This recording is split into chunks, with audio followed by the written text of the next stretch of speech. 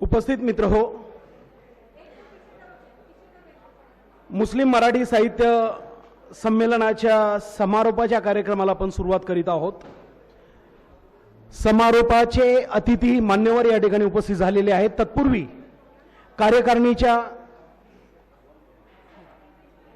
कार्यकारिणीच्या सर्व सदस्यांना एक आवश्यक अशी विनंती आणि सूचना आहे। आपली मुस्लिम मराठी साहित्य सांस्कृतिक मंडळाच्या कार्यकारिणीची बैठक ही समारोपाचा कार्यक्रम संपल्यानंतर होणार आहे। तर मित्रहो, गेल्या 3 दिवसापासून चाललेल्या अर्थातच 4, 5 आणि 6 जानेवारी रोजी चाललेल्या या सुंदर अशा साहित्य संमेलनाचे समारोपाचे अतिथी या ठिकाणी उपस्थित होत आहेत। जोरदार टाळ्यांच्या गजरामध्ये आपण त्यांचं स्वागत करूया। मान्यवरांमध्ये माजी केंद्रीय गृहमंत्री आदरणीय सुशील कुमारजी शिंदे साहेब, आपल्या सगळ्यांचे मार्गदर्शक आणि या संमेलनाचे स्वागत अध्यक्ष आदरणीय डॉक्टर पी इनामदार साहेब, आपल्या संमेलनाचे आणि सांस्कृतिक मंडळाचे प्रमुख आदरणीय डॉक्टर मिन्ने साहेब, या संयोजन समितीचे अध्यक्ष आणि या MC सोसायटीचे सचिव आदरणीय लतीफ मखदूम सर, सगळ्यांचं मी पुन्हा एकदा जोरदार टाळ्यांच्या गजरामध्ये आपण त्यांचं स्वागत करायचं आहे। अनेक परिसंवाद, अनेक कवी संमेलनं, अनेक लेखक, अनेक विचारवंत, चित्रकार, नाट्यकार, ही सगळ्यांचा मेळा गेले 3 दिवस आपण या ठिकाणी अनुभवतो आहोत। ज्या समाजामध्ये लोक चळवळ उभी राहते, लोक साहित्याबद्दलची चर्चा होते, ज्यांना आपला इतिहास अधिक गडद करता येतो, जे आपल्या इतिहासाला कधी विसरत नाहीत, असा समाज न्यायाची संधी ही आपल्या अधिकारानं घेत असतो। कदाचित त्याच पद्धतीनं मुस्लिम समाजाचं हे पाऊल आता गेली 25 वर्षापूर्वी टाकलेलं एक छोटंसं पाऊल आज भव्य दिव्य स्वरूपामध्ये रूपांतरित होत आहे। या संमेलनाच्या निमित्तानं मित्रहो, समारोप प्रसंगी आदरणीय भारत देशाचे माजी गृहमंत्री, तुमच्या आमच्या सगळ्यांचे मार्गदर्शक, या महाराष्ट्राचे खऱ्या अर्थानं लाडके नेते आदरणीय सुशील कुमार शिंदे साहेब, आपण या ठिकाणी उपस्थित झालात। मान्यवर सर्वांच्या वतीनं, विशेषतः MC सोसायटी आणि मराठी साहित्य सांस्कृतिक मंडळाच्या वतीनं मी आपलं या ठिकाणी स्वागत करतो। आणि सर्वप्रथम मान्यवरांच्या स्वागतासाठी मी विनंती करील आपल्या MC सोसायटीचे अध्यक्ष, त्याचबरोबर या 12व्या अखिल भारतीय मुस्लिम साहित्य संमेलनाचे स्वागताध्यक्ष अर्थातच डॉक्टर पी इनामदार साहेब यांना मी विनंती करतो की मान्यवरांचा सत्कार आपण आपल्या शुभ हस्ते करावा। मित्रहो, अनेक परिसंवादानंतर आपला हा आता समारोपाकडे वाटचाल आपण करत आहोत। या वैविध्यपूर्ण अशा संमेलनामध्ये कवी संमेलन, मुलांच्या एकांकिका, स्वतः डॉक्टर मिन्नेंनी लिहिलेली सुंदर अशी एकांकिका, त्याचं प्रदर्शन या ठिकाणी झालं। आणि बोलता बोलता सांस्कृतिक वैभवाचं हा 3ऱ्या दिवसाचा शेवटचा क्षण आज येऊन ठेपलेला आहे। महाराष्ट्रातून विविध ठिकाणाहून अनेक मान्यवर, अनेक विचारवंत लेखक या ठिकाणी आलेले आहेत। मी माननीय सन्माननीय माजी गृहमंत्री भारत सरकार आदरणीय सुशील कुमार शिंदे साहेबांचा स्वागत करण्यासाठी मी विनंती करतो। आमचे लाडके आदरणीय मार्गदर्शक, विचारवंत, MC सोसायटीचे अध्यक्ष आणि आजच्या संमेलनाचे स्वागताध्यक्ष डॉक्टर पी इनामदार साहेब, आपण साहेबांचा या ठिकाणी सत्कार।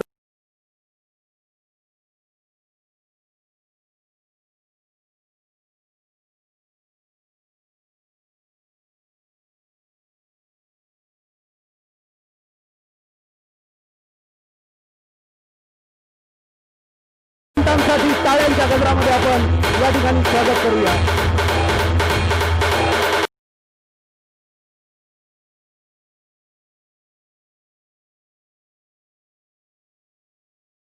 मित्रहो, या 3 दिवसाचा आढावा घेण्यासाठी मी मुस्लिम मराठी साहित्य सांस्कृतिक मंडळाचे उपाध्यक्ष आदरणीय AK शेख सरांना विनंती करतो, आपण या ठिकाणी यावं, या आपल्या संमेलनाचा आढावा मान्यवरांना द्यावा आणि संमेलनाच्या दरम्यान झालेले ठराव आपण उपस्थितांना व्यक्त करावेत। आदरणीय AK शेख साहेब। आजच्या या समारोपाचे समारोपात मान्यवर आलेले आहेत. आपण त्यांचं स्वागतही केलं. आपल्या सगळ्यांचे लाडके साहित्यिक, साहित्यावर प्रेम करणारे सुशीलकुमार शिंदेजी, पी ए इनामदार साहेब, लतीफ मुकादम साहेब, लतीफ मखदूम साहेब, या संमेलनाचे प्रमुख डॉक्टर इक्बाल मिन्ने, मीरी साक्षी आदि, गुलाम ताहिर हुसेन, मान्य व्यासपीठावरील सगळे मान्यवर आणि समोर बसलेले रसिक. गेले 3 दिवस आपण अतिशय आनंदानं या संमेलनाचा आनंद लुटतो आहोत. या कामी आपण पाहिलं की इनामदार साहेबांचं अतिशय मोठं सहकार्य या संमेलनाला लाभलं. खरं म्हणजे प्रायोजकच ते आहेत. मुस्लिम बँक आणि हा परिसर, या परिसरात आपण गेले 3 दिवस वेगवेगळ्या साहित्यिक कलाकृतींचा आनंद लुटला. सरजी, शिंदे सर, आम्ही गेले 30 वर्ष ही मुस्लिम साहित्य परिषदेची, मुस्लिम मराठी साहित्य परिषदेची चळवळ चालवत आहोत. या 30 वर्षामध्ये 12 संमेलनं घेतली. हे 12वं संमेलन पुण्यात घेतलं. यापूर्वी 95मध्ये 4थं संमेलन आम्ही याच प्रिमायसेसमध्ये घेतलं होतं, याच परिसरात घेतलं होतं. त्यावेळेचा परिसर आणि आजचा परिसर पाहिलं तर जमीन आसमानाचं तफावत, अंतर दिसतं. 25 एकराचा परिसर अतिशय एज्युकेशन हॉबनं अतिशय नटवलेला आहे. त्यामुळं आम्हालाही या परिसरात 3 दिवस राहण्याचा आनंद लुटता आला. आणि खरंच या संस्थेनं काय काय केलं आहे विद्यार्थ्यांसाठी त्याचा परिचय आला. खरंच आमच्या संमेलनाचं वैशिष्ट्य असं असतं की वेगवेगळे परिसंवाद आमच्याकडे होतात. या संमेलनातही 6 परिसंवाद झाले, 2 एकांकिका झाल्या, 2 कवी संमेलनं झाली, 1 मुशायरा झाला आणि सगळे अतिशय सुरेख वातावरणात पार पडलं. लहानसहान अडचणी आल्या, त्याही अल्लाच्या कृपेने दूर झाल्या. या संमेलनाचं वैशिष्ट्य असतं की इथले परिसंवाद इतके सुंदर होतात, तर प्रत्येकाचे वैचारिक विचार इतके सुरेख असतात. वैचारिक पातळीवर हे संमेलन कळसावर नेण्याचं काम हे सगळेच परिसंवाद करतात. खरं म्हणजे प्रत्येक परिसंवादाचं एक स्वतंत्र पुस्तक होईल इतके सुंदर परिसंवाद ह्याच्यात होतात. आणि मला वाटतं आपण हे सगळ्या नोटिफिकेशन केलेलं आहे. मी परिसंवादात भाग घेतलेल्या सगळ्यांना आवाहन करू इच्छितो की तुम्ही जे काही भाषण केलं असेल, जे काही विचार मांडले रसिकांपुढे, ते विचार आम्हाला लिखित स्वरूपात आमच्याकडे देण्यात यावेत. आम्ही ह्या 6 परिसंवादाचे 6 पुस्तकात रूपांतर करू इच्छितो. आणि इनामदार साहेबांना एक विनंती करतो की आपला स्वतःचा प्रेस आहे, आपल्या परिसरात आपल्या संस्थेचा प्रेस आहे. जसं या प्रेसमध्येच यंदाचा काफिला हा अंक दिवाळी अंकासारखा, दिवाळी अंकाच्या दर्जाचा स्मरणिका काफिला म्हणून जी काढली आहे ती इतकी सुंदर छापण्यात आलेली आहे की प्रत्येकाला ती घरी घेऊन जाता येईल आणि आनंदानं घरी घेऊन जाता येईल. ते वाचलं तरी त्याच्यात वेगवेगळे मुद्दे तुम्हाला स्पष्ट होतील. संमेलनाविषयी, संमेलनाचे कवी, संमेलनाचे लेखक ह्याच्यात मिळतील. आणि इतका सुंदर रीतीने छापलेला आहे. तर मला वाटतं जर इनामदार साहेबांनी असं सहकार्य केलं तर आमचा मनोदय असा आहे की दर 3 महिन्याला आपलं त्रैमासिक का काढण्यात येऊ नये. काय वाटतं तुम्हाला? आम्हाला आमच्या साहित्यिकांना मराठीत जे लिहितात, आमचे साहित्यिक, मुस्लिम साहित्यिक, ह्या साहित्यिकांना सर्वदूर पोचवायचं आहे. आम्ही वर्षातनं एक काफिला काढतो, त्याच्यात थोडेफार साहित्यिक आम्ही त्याच्यात त्यांना न्याय देतो. पण जर दर 3 महिन्याला असं जर काफिलाचा अंक निघाला त्रैमासिकाच्या स्वरूपात, तर निश्चितपणे इथल्या महाराष्ट्रातल्या किंवा महाराष्ट्राच्या बाहेरच्या सुद्धा जे मुस्लिम मराठीत लिहितात त्यांच्या प्रत्येक साहित्याला आम्ही न्याय द्यायचा निश्चितपणे प्रयत्न करू. आणि जे काही आम्ही देऊ तुम्हाला सगळे DTP पण अगदी अप टू डेट अंक तुमच्या हातात देऊ. फक्त तुम्ही जरा आम्हाला छापून आम्हाला दिलात, इथनं न्यायची व्यवस्था आम्ही करू, सगळ्यांना पोचवायची आम्ही व्यवस्था करू. फक्त छापायची जबाबदारी जर या इनामदार साहेबांनी आणि यांच्या संस्थेने घेतली तर खूपच आमच्या साहित्य परिषदेवर मोठी कृपा होणार आहे. तरी मी त्यांना ही एक विनंती करतो की त्यांनी हेही आमचं काम मनावर घ्यावं. आत्तापर्यंत खूपच सहकार्य लाभलेलं आहे, यापुढे आणखी थोडंसं सहकार्य आम्ही मागतो आहोत. 30 वर्षे झाली, गेले 30 वर्षे आम्ही प्रत्येक संमेलनात ही गोष्ट बोलून दाखवतो की प्रत्येक साहित्य वेगवेगळी साहित्य संमेलन होतात, त्यांचे प्रत्येक काही काही चाललेलंच असतं. तसं आमच्या मुस्लिम परिषदेचं एखादं साहित्य भवन असावं, ही अगदी पहिल्या वर्षापासून आपली सगळ्यांची मागणी आहे. ती काय मात्र पुरी होत नाही. पण इथं आल्यावर असं वाटतं की ती पुरी व्हायला अजिबात काही हरकत नाही असं वाटतंय. अरे एवढे मोठे आमचे सुशीलकुमार शिंदे साहेब आहेत, आमचे पी इनामदार आहेत, आम्हाला काहीतरी मदत करणारच. एखादी छोटीशी जागा दिली बांधायच्यासाठी, आम्ही काय मदत केली तर निश्चितपणे लवकरात लवकर आपलं साहित्य भवन निश्चितपणे तयार होईल, जेणेकरून आमच्या साहित्यिक चळवळीनं आणखीन काहीतरी रंगरूप रेषा येईल, काहीतरी असं जेणेकरून साहित्यिकांना त्याच्यात आपली पुस्तकं ठेवता येतील साहित्य भवनात. एखाद दिवस पुण्याला आलं समजा, कुठेही ज्या शहरात येतील तिथे त्यांची राहायची सोय होईल. काही दर महिन्याला किंवा जर आठवड्याला तिथे विचार मंथनाच्या काहीतरी बैठका होऊ शकतील. आणि आम्हाला जागा जर अशी मिळाली तर निश्चितपणे ही चळवळ आणखीन पुढे जाऊ शकेल. त्यासाठी मी या मान्यवरांना विनंती करतो की आम्हाला काहीतरी मदत करावी, जेणेकरून साहित्य भवन रंगरूपाला यावं. आत्तापर्यंत खरं अतिशय छान 3 दिवस फार अतिशय आनंदात आम्ही घालवले. सर जेव्हा पहिली आमची मीटिंग झाली तेव्हा इनामदार साहेबांनी विचारलं की आम्ही म्हटलं तुम्ही प्रायोजकत्व घ्या, आम्ही काय 4-5 जेवणं असतात तेवढी आम्ही जेवणं द्या, आम्हाला नाश्ता 3 वेळा येईल, चहा 2-3 वेळा येईल, एवढंच आहे. अरे जेवणाचं म्हटलं की तुम्ही मुस्लिम काय खाता, काय तुम्ही, तुमचं जेवण परवडायचं नाही आम्हाला.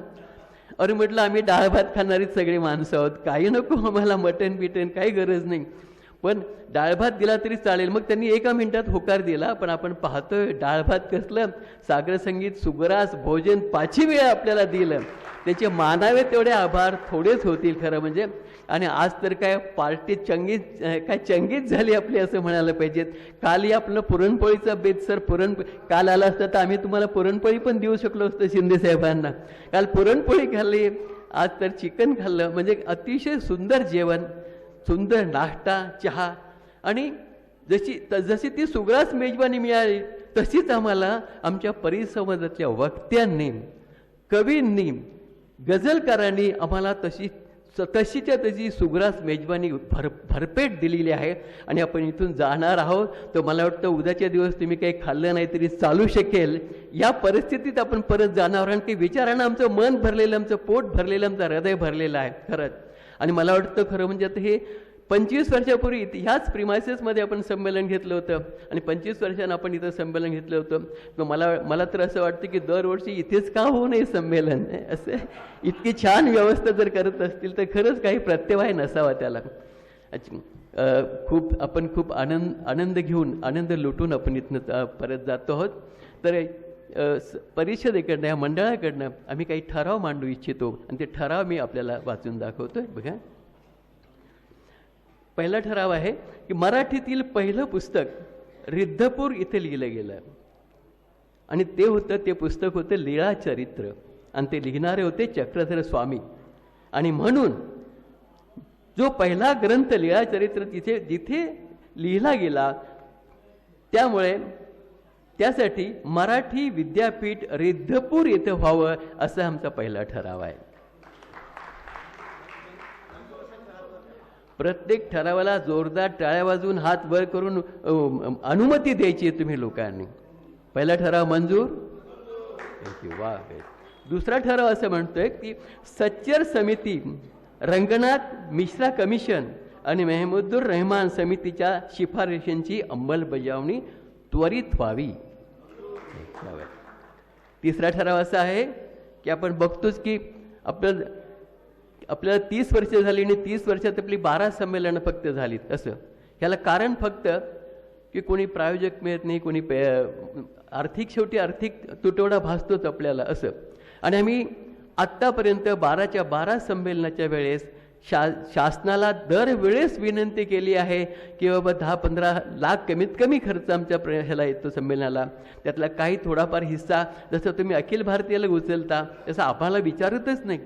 खरं म्हणजे तिथल्या अनुदानावर पहिला हक्क आमचा आहे, मुस्लिम मंडळाचा आहे, कारण आम्ही मुस्लिम असून मराठीत लिहितो आहे. तिथे आमचा पहिला हक्क आहे, पहिला हक्क आमच्या अनुदानावर आहे. पण आम्हाला 30 वर्षात अजिबात कोणी विचारलं नाही, एक पैसा कोणी दिला नाही शासनातर्फे. म्हणून हा ठराव मांडतोय की अखिल भारतीय मराठी साहित्य संमेलन आणि इतर संमेलनाला जसं शासकीय अनुदान दरवर्षी दिलं जातं, तसंच अखिल भारतीय मुस्लिम मराठी साहित्य संमेलनाला दरवर्षी किमान 50 लाखांचं अनुदान शासनानं द्यावं अशी मागणी हे संमेलन करत आहे. ठराव 4, मुस्लिम मराठी साहित्य भवनासाठी शासनानं शासकीय जमीन आणि बांधकामासाठी 5 कोटींचे अनुदान द्यावे अशी मागणी हे संमेलन करत आहे. आपल्या सगळ्यांच्या इच्छा आकांक्षाचं प्रतिबिंब या ठरावात पडलेलं आहे असं मला वाटतं. ठराव नंबर 5, मुस्लिम मराठी साहित्यिकांना, संशोधकांना, विचारवंतांना विविध शासकीय समित्या आणि मंडळावर नेमणूक करून साहित्य सेवा करण्याची आम्हालाही संधी द्यावी.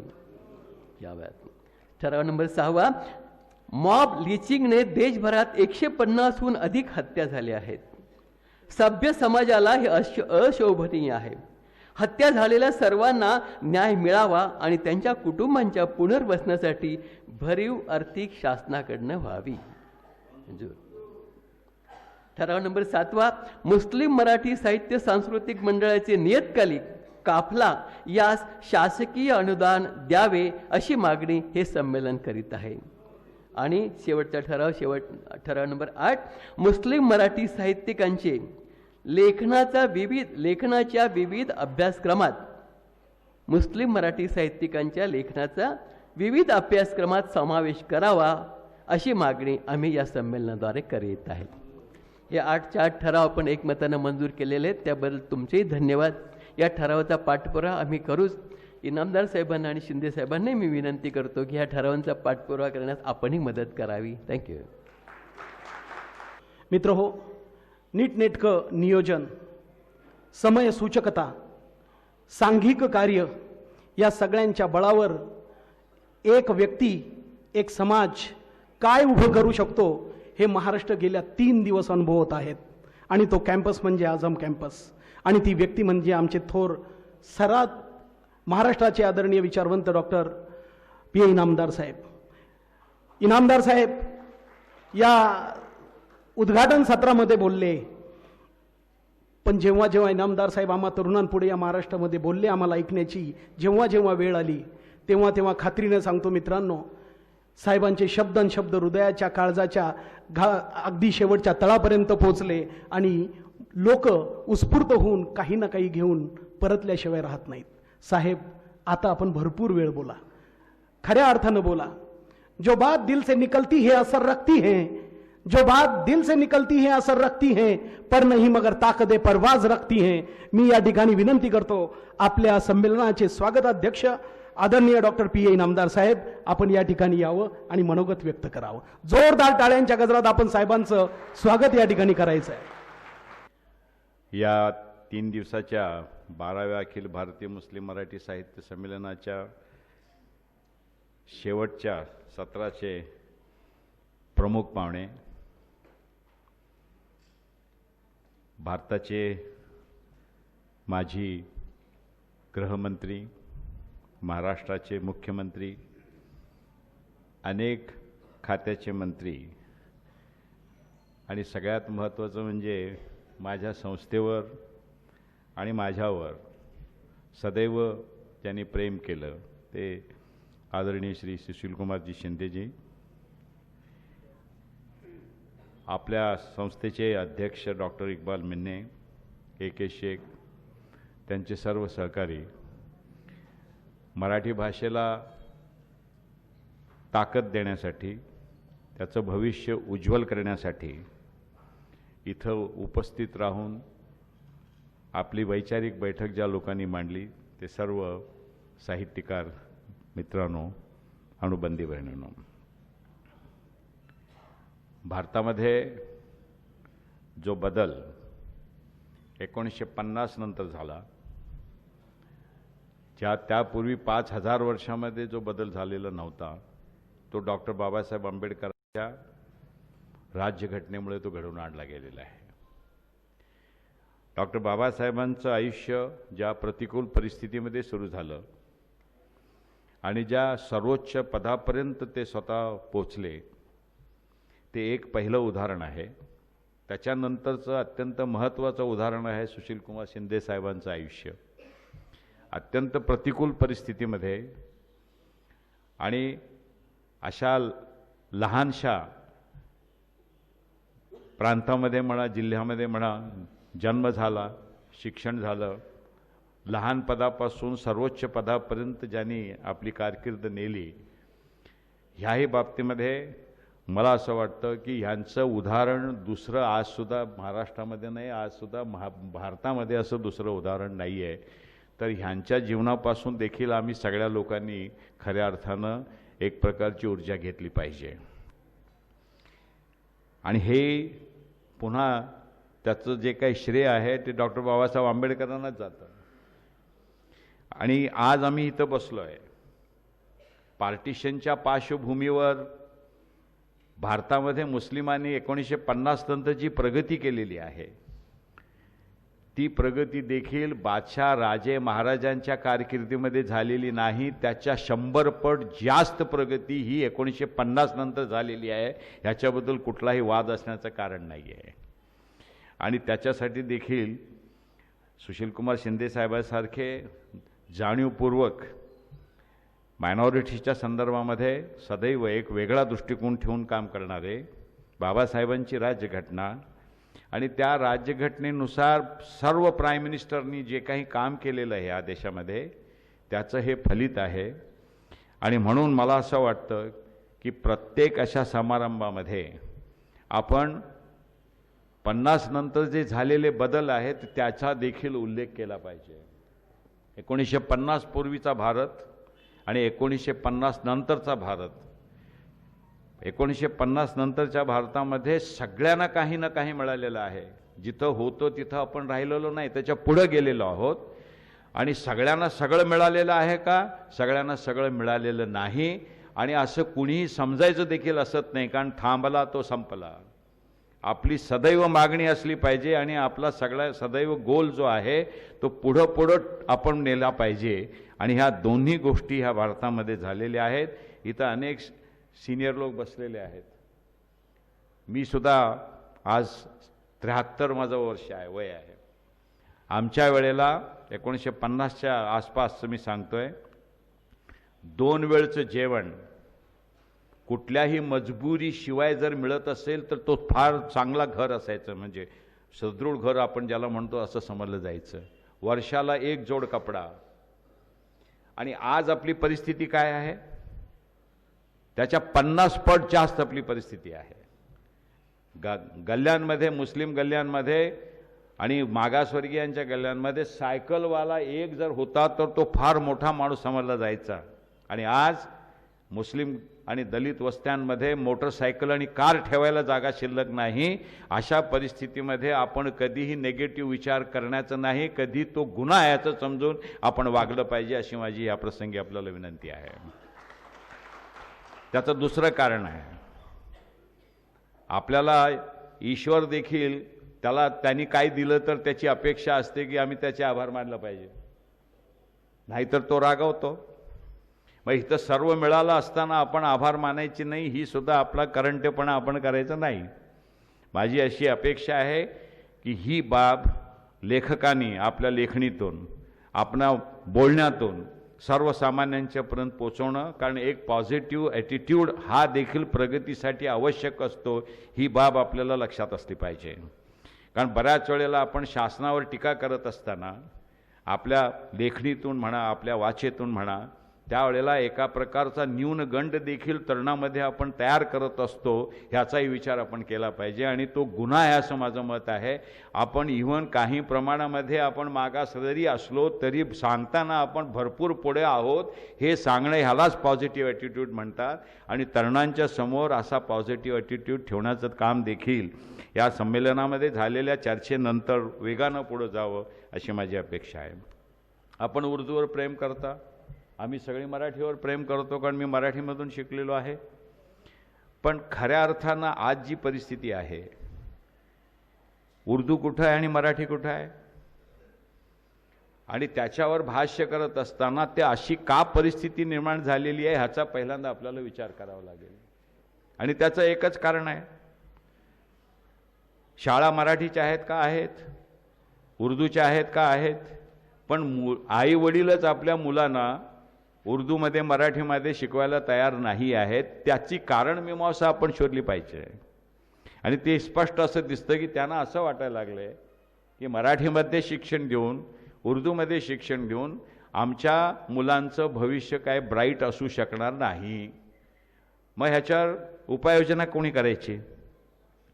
आणि कुठल्याही एखाद्या गोष्टीवर ताकदवाली लोकच त्याला ताकद देऊ शकतात. आणि ताकद देणारे सगळे लोक इमाने एतिबारे आपल्या मुलांना इंग्लिशमध्ये शिकवत आहेत. मग उर्दूवाले असून देत, मराठीवाले, गुजरातीवाले, हिंदीवाले सगळे इंग्लिश माध्यमातून आपल्या मुलांना पाठवत आहेत. मग आता मराठीला ताकद देण्याचं काम कोणी करायचं, पानवाल्यांनी, तंबाखूवाल्यांनी, हातगाडीवाल्यांनी त्यांनी करायचं. उर्दूची सुद्धा तीच परिस्थिती आहे. तर ह्याचा आम्ही जो विचार केलेला आहे तो असा आहे. आणि तो विचार आम्ही आपल्यासमोर ह्याच्यासाठी मांडू इच्छितोय की जेणेकरून ह्याचा जर सुरेख संगम जर झाला तर मराठीला आणि उर्दू दोन्ही लँग्वेजला फार मोठ्या प्रमाणामध्ये ताकद निर्माण होईल. एक, इंग्लिश बोलता आलं पाहिजे मराठी शाळेतल्या विद्यार्थ्याला आणि उर्दू शाळेतल्या विद्यार्थ्याला. आजची परिस्थिती अशी आहे, आता आपण किती दिवस इथं 3 दिवस बोलत होता, लिहिलं किती? लिहिलं 1%. 99% आपण बोलत होता. आयुष्याची हीच परिस्थिती आहे. 99% आयुष्यामध्ये बोलायचं असतं आणि 1% लिहायचं असतं. आणि आपली शिक्षण पद्धती सर 1% लिहिण्यावर 99% वेळ गेला आणि 99% बोलण्यावर 1% सुद्धा वेळ आपण देत नाही. हे बदललं पाहिजे. कारण काय झालेलं आहे, शिक्षकांना माहिती आहे परीक्षा कशाची होते, लिहिण्याची होते, बोलण्याची परीक्षाच नाही. त्यामुळे लिहिण्यावर बरोबर जोर देतात, परीक्षेमध्ये विद्यार्थ्यांना पास करतात. 100 मार्कापैकी 99 मार्क घेऊन मराठी पास होणाऱ्या विद्यार्थ्याला नीट मराठी बोलता येत नाही. आणि इंग्लिशमध्ये 100 पैकी 100 मार्क घेणाऱ्या विद्यार्थ्याचा ज्यावेळेला सत्कार सुरू असतो SSC बोर्डाच्या मध्ये, त्यावेळेला त्याला उत्तर तो मराठीमध्ये देतो कारण बोलता इंग्लिश येत नाही, लिहिता चांगलं येतं त्याला. तर ही परिस्थिती जेव्हापर्यंत आपण बदलणार नाही त्याचा प्रयोग मी केलेला आहे. मी माझ्या कॅम्पसमधून जवळजवळ 62 शाळांमध्ये फ्री एक शिक्षक पाठवतो, पगार आम्ही देतो. त्याच्यामध्ये पुणे महानगरपालिकेच्या 24 शाळा आहेत. आणि कॉन्व्हेंट पास झालेली व्यक्ती मी तिथं पाठवतो. तिचं काम फक्त इंग्रजी बोलायला शिकवणं, लिहायला नाही. कारण माझं असं स्पष्ट मत आहे लिहिण्याची प्रक्रियाच बंद होणार आहे, अजून बंद झालेली. आता हे सुरू असणार आहे आयुष्यभर नाही, 50 पिढ्या. आणि आता आम्ही किती दिवस घालवले लहानपणी चांगलं लेखन करणं, अत्यंत बोरूनी लिहिणं वगैरे, आता त्याचा काही खऱ्या अर्थानं उपयोग होणार नाही आहे. ह्याची सुद्धा नोंद आपल्याला घेतली पाहिजे. आणि 2 गोष्टी त्याच्यामध्ये, एक तर इंग्लिश बोलण्यासाठी एक शिक्षक मी पाठवतो. दुसरं, प्रत्येक 62 इन्स्टिट्यूशनमध्ये मी कॉम्प्युटरची लॅब एस्टॅब्लिशमेंट केलेली आहे. तिथला शिक्षकाचा पगार आम्ही देतोय, तिथलं इंटरनेटचं बिल आम्ही देतोय, लाईटचं बिल आम्ही देतोय आणि अशा विद्यार्थ्यांना आम्ही शिक्षण देतोय. रिझल्ट काय आहेत? रिझल्ट असे आहेत, पुणे म्युनिसिपल कॉर्पोरेशनच्या शाळेमध्ये आणि उर्दू माध्यमाच्या शाळांमध्ये, आता तिथं जास्त सांगायची आवश्यकता नाही कारण अजेंड्यामध्येच उर्दूचा नंबर शेवट, आणि ते सुद्धा कुठं शेवट, एनी अदर मॅटरमध्ये देखील शेवट. अशा विद्यार्थ्यांना पुढं आणण्यासाठी आम्ही ह्या उपाययोजना केलेल्या आहेत. आणि त्याचा रिझल्ट काय आहे? MSCIT एक्झामिनेशन आपल्याला माहिती आहे का? कॉम्प्युटरची एक्झामिनेशन आहे, शिक्षकांना कंपल्सरी आहे, माहिती आहे? माझ्या कॅम्पसच्या आणि कॉर्पोरेशनच्या उर्दू माध्यमातली झोपडपट्टीतली 7,500 मुलं MSCIT पास 7वीच्या अगोदर आहेत. आणि माझं असं म्हणणं आहे की जेव्हापर्यंत अशा स्वरूपामध्ये त्यांना ताकद दिली जाणार नाही तेव्हापर्यंत मराठी असेल किंवा उर्दू असेल त्याकडं मुलं वळणार नाहीत. आणि त्यामुळं अशा भाषा ज्या समृद्ध आहेत, ज्याच्यामध्ये 5-5 हजार वर्षाचा सगळा इतिहास, भूगोल, सायन्स सगळा लिहिलेला आहे, त्यांना आपल्याला ताकद देता येणार नाही. ही माझी आपल्याला सबमिशन आहे. मी आपल्याला अशी विनंती केली होती की पुढच्या खेपेला जो विषय आपण अनेक घेतात त्यामध्ये हा एक विषय घेतला पाहिजे, उर्दू किंवा मराठी ह्यांचं भविष्य काय किंवा पास्ट, प्रेझेंट अँड फ्युचर ह्याच्यावर आपल्याला चर्चा केली पाहिजे. कारण सगळी मेथड बदलणार आहे. लिखाण आता बंद झालेलं आहे आणि बंद होणार आहे, ह्याची नोंद आपल्याला घ्यावी लागेल. त्याचबरोबर आज उत्तम मराठी बोलणं किती अवघड आहे. कारण उत्तम मराठी बोलणारे जो शिक्षक लागतो तो उपलब्ध नाही आहे. आज टेक्नॉलॉजी त्याची मदत करते.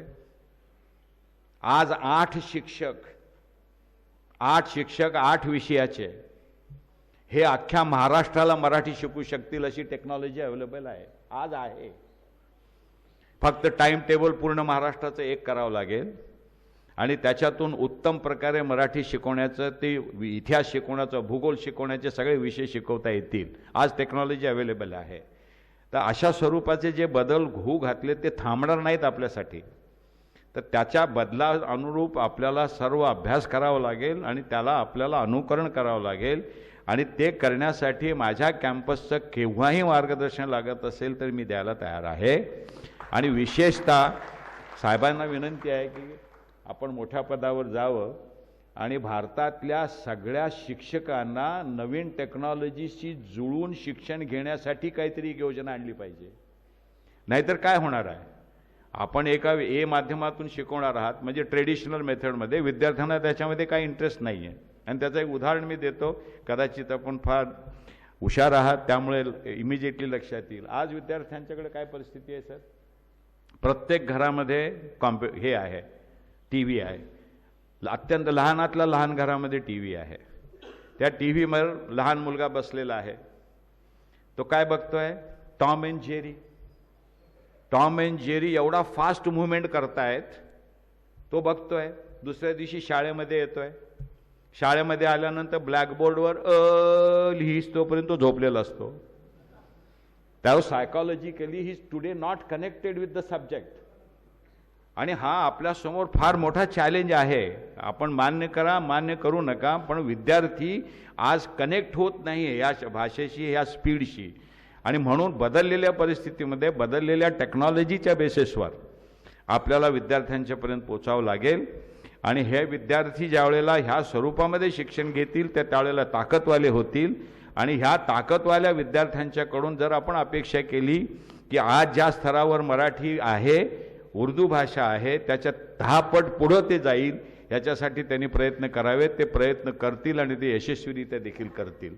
तर हा बदल लक्षात घेऊन माझी आपल्याला विनंती आहे की येणाऱ्या आपल्या कालावधीमध्ये ज्या ज्या वेळेला चर्चा होईल त्या चर्चेमध्ये ह्याला कसं पुढं नेता येईल, ह्या ताकदीनं आपण याला पुढं कसं नेता येईल, हाही विषय लेखकांच्या समोर, विचारवंतांच्या समोर असला पाहिजे.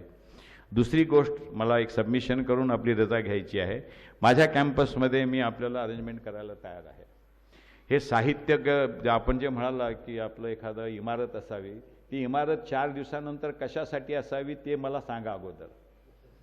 आता हज हाऊसपासून अनेक अशा इमारती झालेल्या आहेत, ते मेंटेन करण्यामध्ये जीव जातो, वापरण्यामध्ये 4 दिवस जातात फक्त. आणि आम्ही देऊ ना तुम्हाला बसण्या उठण्यासाठी जेवढी जागा लागते. आणि आता ऑफिसेस राहणार नाही आहेत. कलेक्टर ऑफिस बंद होणार आहे, तहसीलदार ऑफिस बंद होणार आहे, बँका बंद होणार आहेत, बँकिंग सुरू असणार आहे, कलेक्टर ऑफिसचं काम सुरू असणार आहे. तहसीलदार ऑफिसला जाणार आहात का? पण नाही जाणार. आणि सगळ्या गोष्टी ऑनलाईन होणार आहेत. पूर्वी आम्ही ऑफिस म्हणत होतो कारण लँडलाईननी कनेक्टेड होतो जगाशी. आता जगाशी आपण मोबाईलवर कनेक्टेड आहोत. अशा परिस्थितीमध्ये ऑफिस ही कल्पना देखील सालार जंग म्युझियममध्ये जाणार आहे. तर हा बदल जो आहे आपल्याला लक्षात मी विनोद नाही करत, मी सिरियसली सांगतोय. आज अमेरिकेमध्ये बसून इथला कंप्लीट ऑफिस चालवता येतं फक्त मोबाईलवर. किती वाजता तुम्ही आला, किती वाजता गेला, ह्या सगळ्या गोष्टी तिथून पाहता येतात. सगळ्या प्रकारचे कंप्लायन्स ऑनलाईन घेता येतात. तर अशा बदललेल्या परिस्थितीमध्ये आपण जर आपल्याला बदललो नाही तर आपण इतिहास जमा होऊ हे आपल्याला लक्षात घेतलं पाहिजे. म्हणून आपल्याला विनंती आहे, आपल्याला सगळ्या सिनियर लोकांना, आपण ज्या विषयामध्ये पारंगत आहात त्या विषयाचे आपले पट्ट शिष्य आणि शिष्य आपण कसे तयार कराल ह्याच्यावर विचार करा. कारण कमीत कमी आपण गेल्यानंतर आपलं नाव घेणारे, इथून नाव घेणारे 10 लोक तरी आपल्याला मागं ठेवावे लागतील.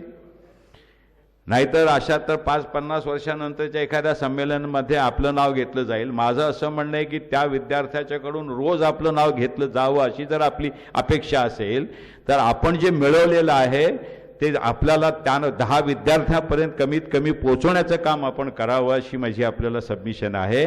त्यासाठी काय इन्फ्रास्ट्रक्चर जर लागत असेल, वर्षातून एकदा आपण 1 महिना सगळे लोक इथे या, आपापल्या विषयाशी ज्यांना आवड आहे अशा विद्यार्थ्यांना इथं बोलवा आणि आपण त्यांना ते द्या.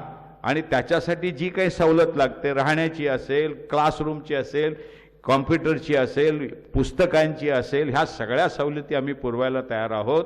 त्याचं कारण हे एकच आहे की आपल्याला आवडीचा जो विषय आहे तो पुढं पोहोचवण्यासाठी आपल्याला मेहनत घ्यावी लागेल. आणि मेहनत घेणाऱ्या लोकांना मदत कुठूनही येते ह्याबद्दल माझ्या मनामध्ये शंका नाही, साहेबांच्या मनामध्ये देखील शंका नाही. त्याचं कारण आहे आम्ही प्रतिकूल परिस्थितीमधून आलेले लोक आहोत.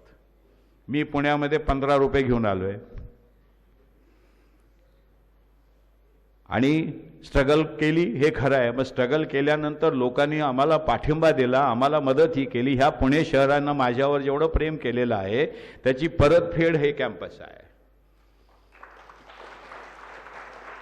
त्याची परतफेड हे कॅम्पस आहे. आणि मराठी मी उत्तम प्रकारे बोलू शकलो हे माझ्या ह्या कॅम्पसचं नाही, माझ्या बिझनेसचं म्हणा, माझ्या सगळ्या बाबतीमध्ये. मी बँकेचा चेअरमन आहे. ह्या सगळ्या यशामध्ये माझं उत्तम मराठी हे माझ्या कामाला आलेलं आहे. हे उदाहरण देखील आपण येणाऱ्या पिढीसमोर ठेवा, जेणेकरून आपली पिढी चांगलं मराठी बोलू शकेल. वैयक्तिक फायदा होईल, लँग्वेजचा फायदा होईल, समाजाचा फायदा होईल. आणि ह्याच्यासाठीच भारत सरकारनं 4 भाषेचा फॉर्म्युला ठेवलेला आहे. महाराष्ट्राबाहेर गेलं तर हिंदी बोला, इंग्रजी इंटरनॅशनल आहे, मराठी इथली मातृभाषा आहे आणि त्याचबरोबर ह्या सगळ्यांबरोबर आपली मातृभाषा आहे उर्दू. ह्या 4 भाषांचा आपल्याकडं SSC बोर्डामध्ये देखील आवश्यक आहे. सगळ्या भाषा पास व्हावे लागतात. आणि माझं म्हणणं आहे की फक्त मराठी बोलता आलं पाहिजे असं नाही, उत्तम मराठी बोलता आलं पाहिजे, हा आपला टार्गेट असलं पाहिजे. आणि त्या दृष्टिकोनातून आपण प्रयत्न करावेत. आपल्या प्रयत्नामध्ये आम्ही आपल्या बरोबर राहू, ड्युटी म्हणून राहू, नाही की तुमच्यावर फेवर करायचं आहे म्हणून. आणि ह्या गोष्टीला पुढे नेण्यासाठी आपण सगळ्यांनी एकत्रित प्रयत्न करू अशी आपल्याला विनंती करून मी आपली रजा घेतोय. जय हिंद. धन्यवाद सर. नवसाहित्यिक आणि सर्व प्रगल्भ साहित्यिकांना सरांनी जी विनंती केलेली आहे निश्चितच ती आपण आपल्या कार्याच्या अंगानं ती पुढे नेत जाऊ आणि साहेबांच्या अपेक्षाही पूर्ण करीत जाऊया. यानंतर आजच्या कार्यक्रमाचे प्रमुख अतिथी माजी केंद्रीय गृहमंत्री भारत सरकार आदरणीय सुशील कुमारजी शिंदे सर, मी आपणास विनंती करतो आपण या ठिकाणी यावं आणि आपलं मनोगत व्यक्त करावं. माझे मित्र आणि थोर शिक्षण तज्ञ श्रीयुत PA इनामदारजी, त्यांच्याबरोबर काम करत असलेले श्रीयुत लतीफ मखदूमजी,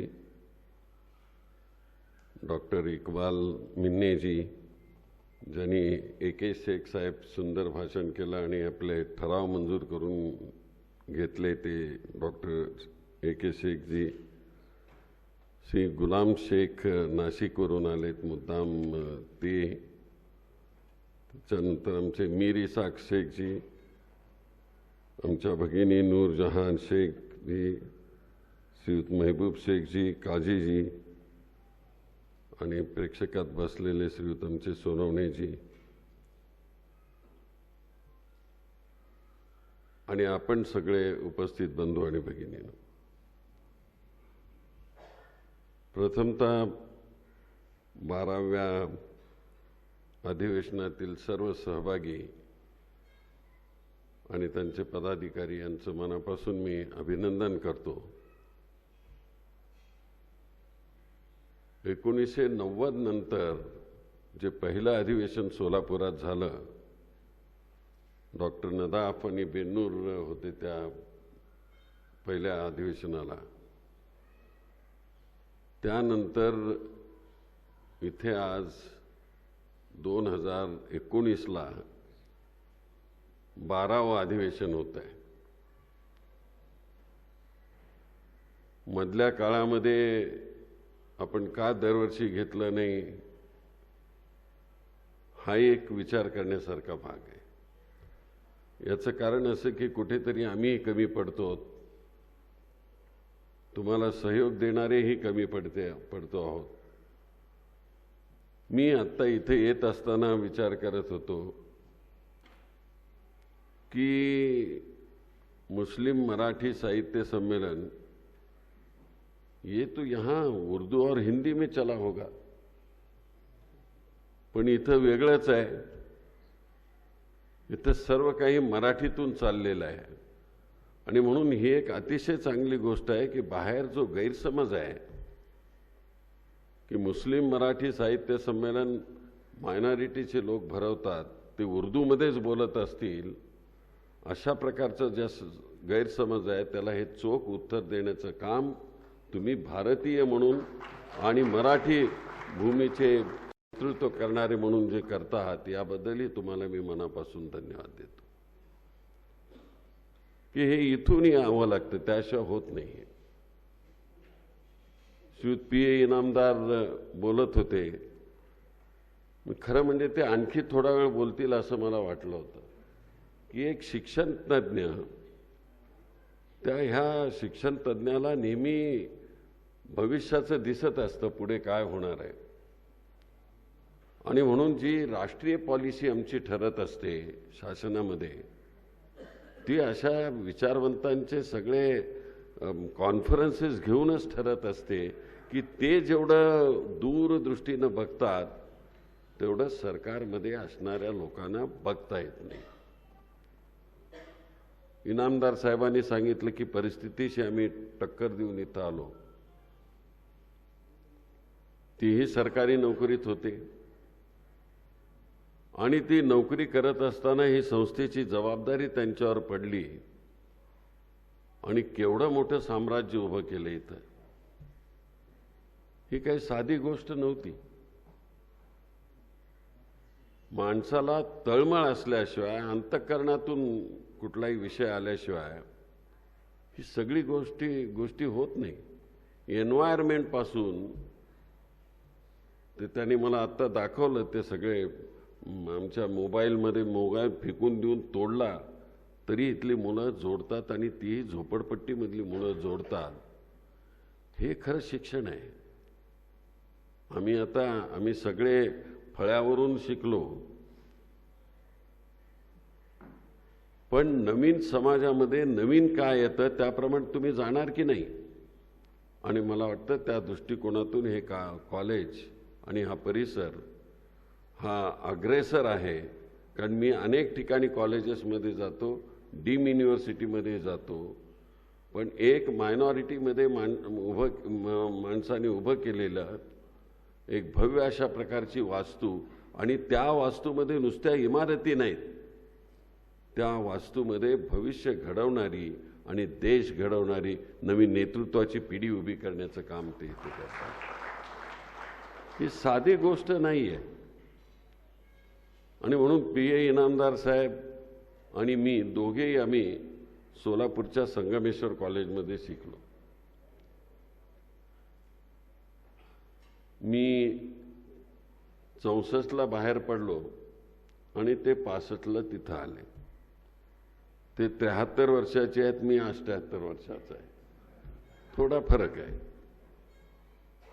पण अजून आम्ही दोघे जवानच वाटतो.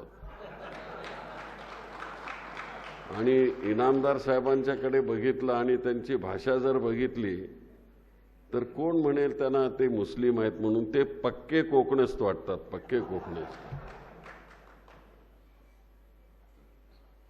पण ते कोकणस्थपणा टिकवण्यासाठी, दाखवण्याकरता त्यांनी श्रम घेतलेले आहेत.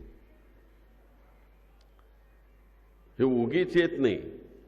मराठी, शुद्ध मराठी यावी म्हणून त्याच्याकरता रात्रंदिवस त्यांनी श्रम घेतले असतील.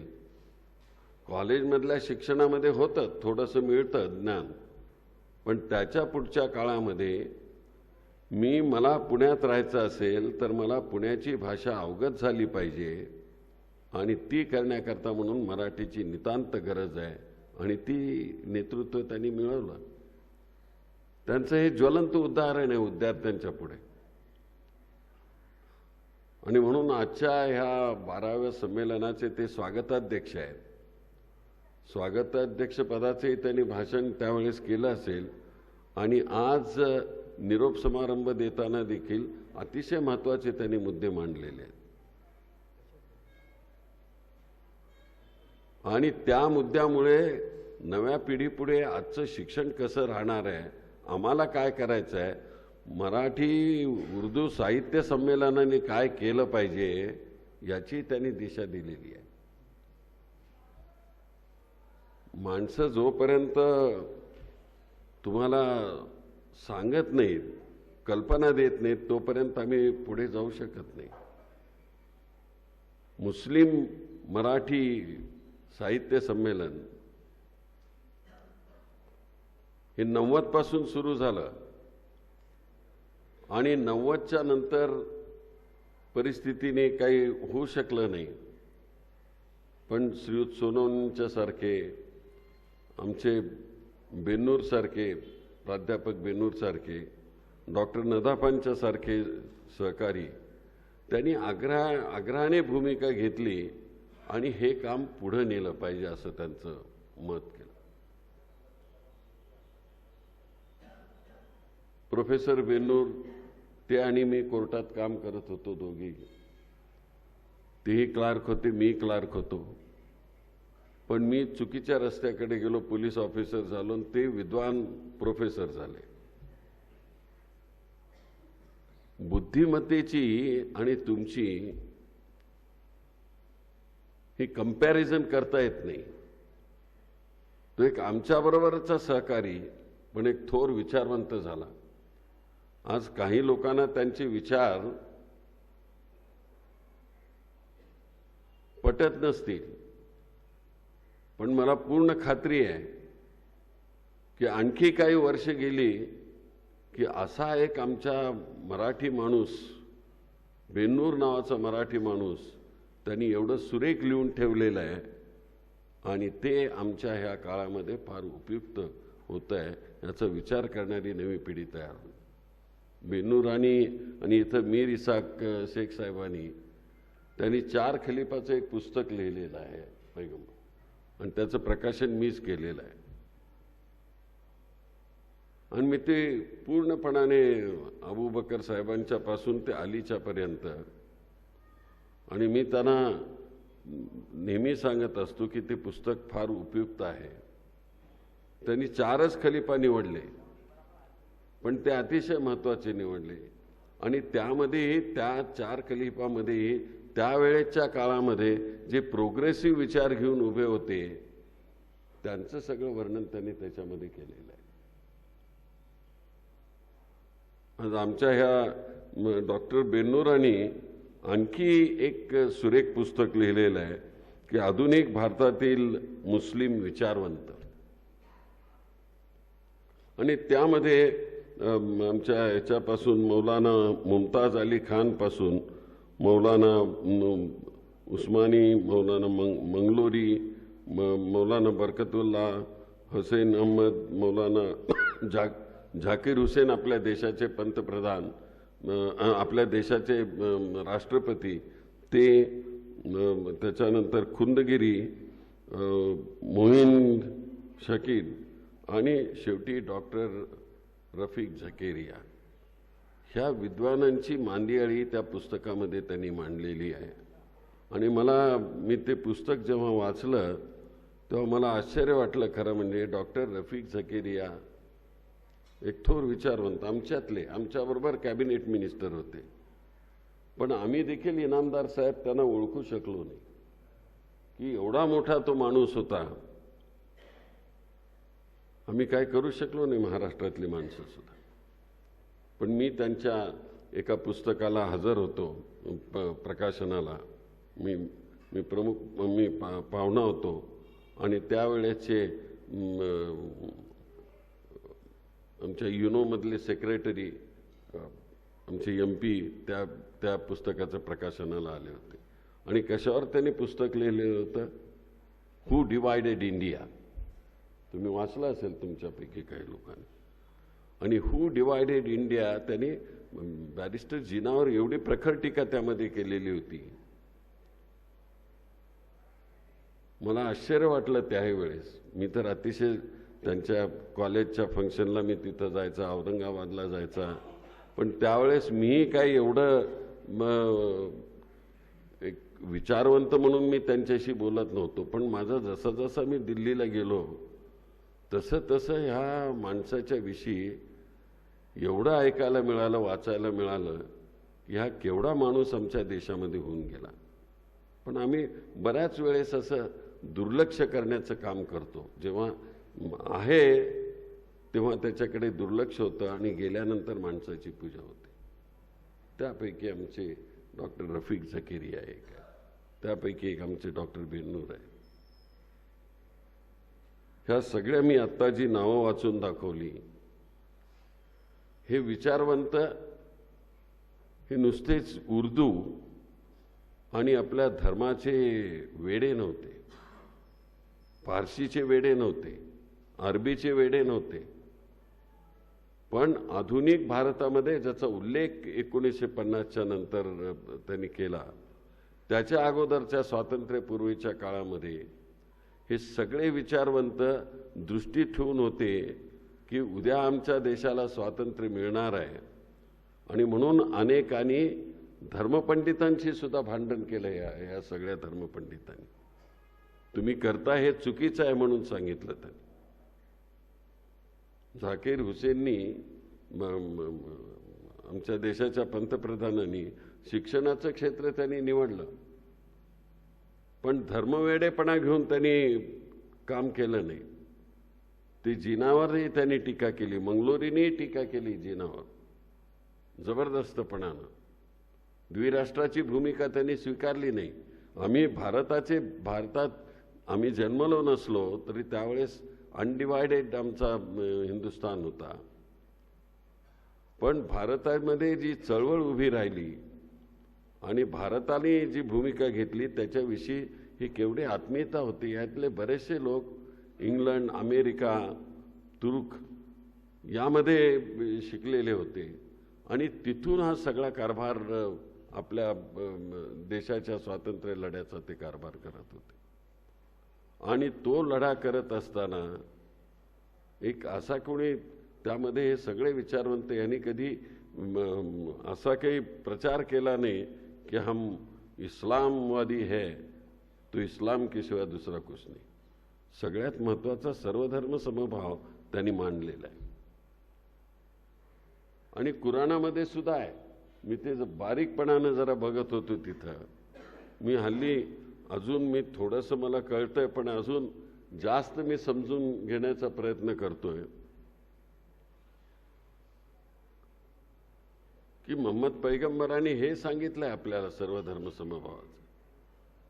पण आम्ही काही मंडळी त्याला वेगळा अर्थ लावण्याचा प्रयत्न करतो. हे सगळ्यात इंटरप्रिटेशन जे आहे ते अतिशय महत्त्वाचं आहे. मी तर नेहमीच म्हणत असतो की धर्मशास्त्र ही जसा समाज बदलतो तसा नव्याने त्याचं इंटरप्रिटेशन बदललं पाहिजे ह्या मताचं मी आहे. पण आपण बदलू शकत नाही. समाज एवढ्या ड्रॅस्टिकली कधी बदलू शकत नाही. हळूहळू त्याच्यामध्ये बदल होत जातो. आणि त्यामुळे अशा संमेलनातून नुसत्या धार्मिक भावनेचा विचार करणं अतिशय चूक आहे अशी भूमिका अशा संमेलनातून मांडली जाते. याचंही फार मोठं तुम्हाला कौतुक केलं पाहिजे की ही जी आमच्या आम्ही भारतामधले आहोत, या भूमीमधले आहोत, इथंच आम्ही जन्मलो आणि इथंच आम्हाला मरायचं आहे आणि इथंच मरायचं आहे. तर त्या संस्कृती, तिथले विचार, तिथलं शिक्षण, तिथले व्यवहार, तिथली आर्थिकता याच्याशी आम्ही निगडीत असणं अतिशय गरजेचं आहे. पण विपर्यस्त अशा प्रकारची भूमिका काही मंडळी घेतात. कालच मी मारवाडी समाजाच्या पुरस्काराला गेलो होतो. UGCचे आपले डॉक्टर थोरात यांना तो पुरस्कार मिळाला 5 लाखाचा. एक अतिशय विद्वान माणूस, डॉक्टर बाबासाहेब आंबेडकरांच्या नावाने 5 लाखाचा पुरस्कार होता. मी म्हणालो की एकेकाळी हे मारवाडी लोक जे आहेत ते गरिबांची पिळवणूक करणारे अशा प्रकारचे लोक त्यांच्यावर टीका करायचे. पण हे लोक लोटा आणि खांद्यावर टावेल घेऊन इथं आले. भारत ही आपली भूमी, महाराष्ट्र ही आपली भूमी आहे असं समजून केलं त्यांनी काम आणि एवढ्या प्रचंड प्रमाणात पैसा मिळवला आणि त्या पैशाचा सदुपयोग हा डॉक्टर बाबासाहेब आंबेडकरांचा ज्यांनी विचार इनामदार साहेबांनी मांडला त्या विचाराच्या पुरस्काराकरता म्हणून 5 लाख रुपये दरवर्षी ते देतात. त्याचं मी अभिनंदन केलं की कष्टामध्ये करून आलेले लोक त्यांनी एवढी संपत्ती कमवली आणि पैसे कशाकरता दिले तर ह्या पुरस्काराकरता. पण काल ते प्रेसमध्ये आलं, बोले सुशील कुमार शिंदेने तो गरिबांची छळवणूक करणारे मारवाडी आहेत म्हणून सांगितलं आणि तेवढंच हेडलाईन. खालचं काय आलंच नाही. विकृत प्रवृत्तीची माणसं जेव्हा समाजामध्ये काम करतात तेच तुमच्यामध्ये घडतं. संपूर्ण जे आलंय ते द्यायचं नाही, मधली एखादी दुसरी लाईन द्यायची आणि त्याच्याने खळबळ माजून द्यायची. पण सुदैवानं मी करेक्ट करून दिलं आणि ज्यांनी कुठे ते केलेलं होतं त्याच्यावर आता ॲक्शन घेणं चालू आहे. ती मारली तर त्याला तसं थोबाडात मारू काय मी?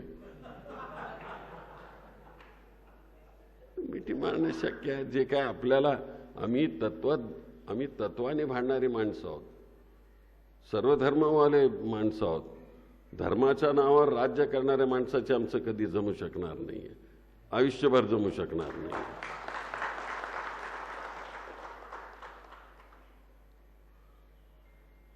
पण समाजामध्ये अशी विकृती भूमिका मांडणारे लोक तयार असतात सदैव आणि म्हणून त्याची फार लक्ष ठेवलं पाहिजे. हे तसं साहित्याचं ह्या कामामध्ये अनेक तुमच्यावरही अन्याय झालेले आहेत आणि कितीतरी प्रतिथयश मोठे साहित्यिक ह्या मुस्लिम मराठी लेखकांच्यावर आणि विशेषतः उर्दू लेखकांच्यावर, मुस्लिम लेखकांच्यावर त्यांनी अन्याय झालेला आहे. जसा दलितांच्या लेखणीवर अन्याय झाला, कुठे होते साठेंच्या अगोदर काय स्वातंत्र्य होतं त्या लेखणीला दलितांच्या. अण्णाभाऊ साठे आणि डॉक्टर बाबासाहेब आंबेडकर त्यांनी हे जे सगळे लेख लिखले, पुस्तकं लिहिली, त्यांना देखील छळण्यात आलं. आणि म्हणून हा प्रोसेस आहे, हे जास्त वेळ टिकणार नाही. कुणी असं समजत असेल की हे टिकेल, जसा काळ जाईल तसा हळूहळू हे सगळं निघून जाईल. आणि आता डॉक्टर इनामदार साहेबांनी जे सांगितलं की हे आता तुमच्या एका कॉम्प्युटरमध्ये तुमचं ऑफिस असणार आहे, चालता बोलता. आपल्याकडे तर केवढे एवढे सर्व्हिस सेंटर्स आहेत. अमेरिकेचं सगळं काम इथं बसून ते करतात, पटपट पट बटन दाबून. थांबलं पाहिजे का अजूनच्या वेळ?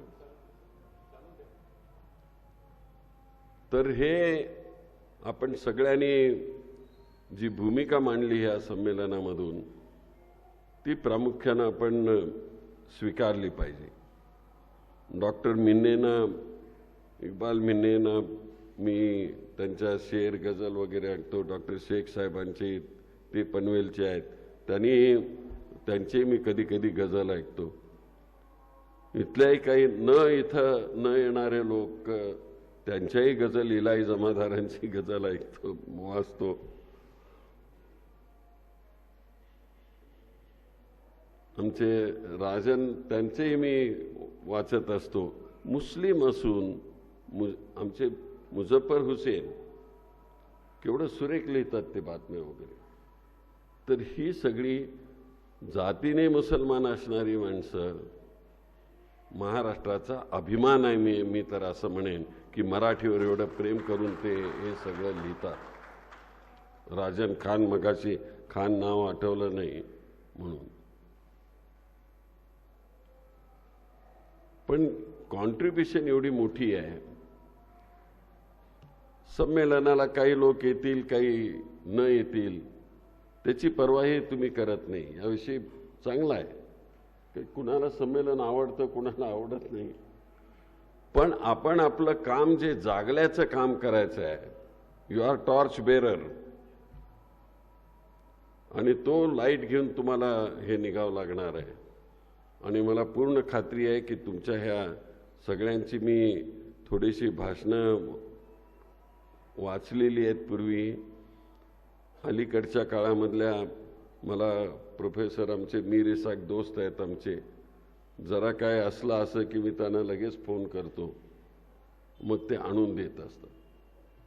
आजही आणून देण्याचा प्रयत्न केला पण त्यांना उशीर झाला होता, त्यामुळे एवढ्यात वाचू शकत नाही. की हळूहळू आता आमचीही वयपरत्वे जरा डोळ्याला थोडा त्रास होतो, पण डोळ्याला त्रास होतो, शरीराला त्रास होतो म्हणून गप्प बसणं हा आमचा धर्म नाही. त्यांनी सांगितलं इट्स माय ड्युटी. आणि ड्युटी कशी, तर सातत्यानं तुम्हाला सहयोग करत राहणं आणि आपलं योगदान देत राहणं. त्यांचं नाव PA इनामदार आहे. PA म्हणजे पर्सनल असिस्टंट. उनका नाम है PA ते शॉर्ट फॉर्म करतात, पण PA म्हणजे पर्सनल असिस्टंट. ते कुणाचा असिस्टंट देतात, ते ह्या देशातल्या नव्या पिढीला उभारण्याचा असिस्टंट देतात.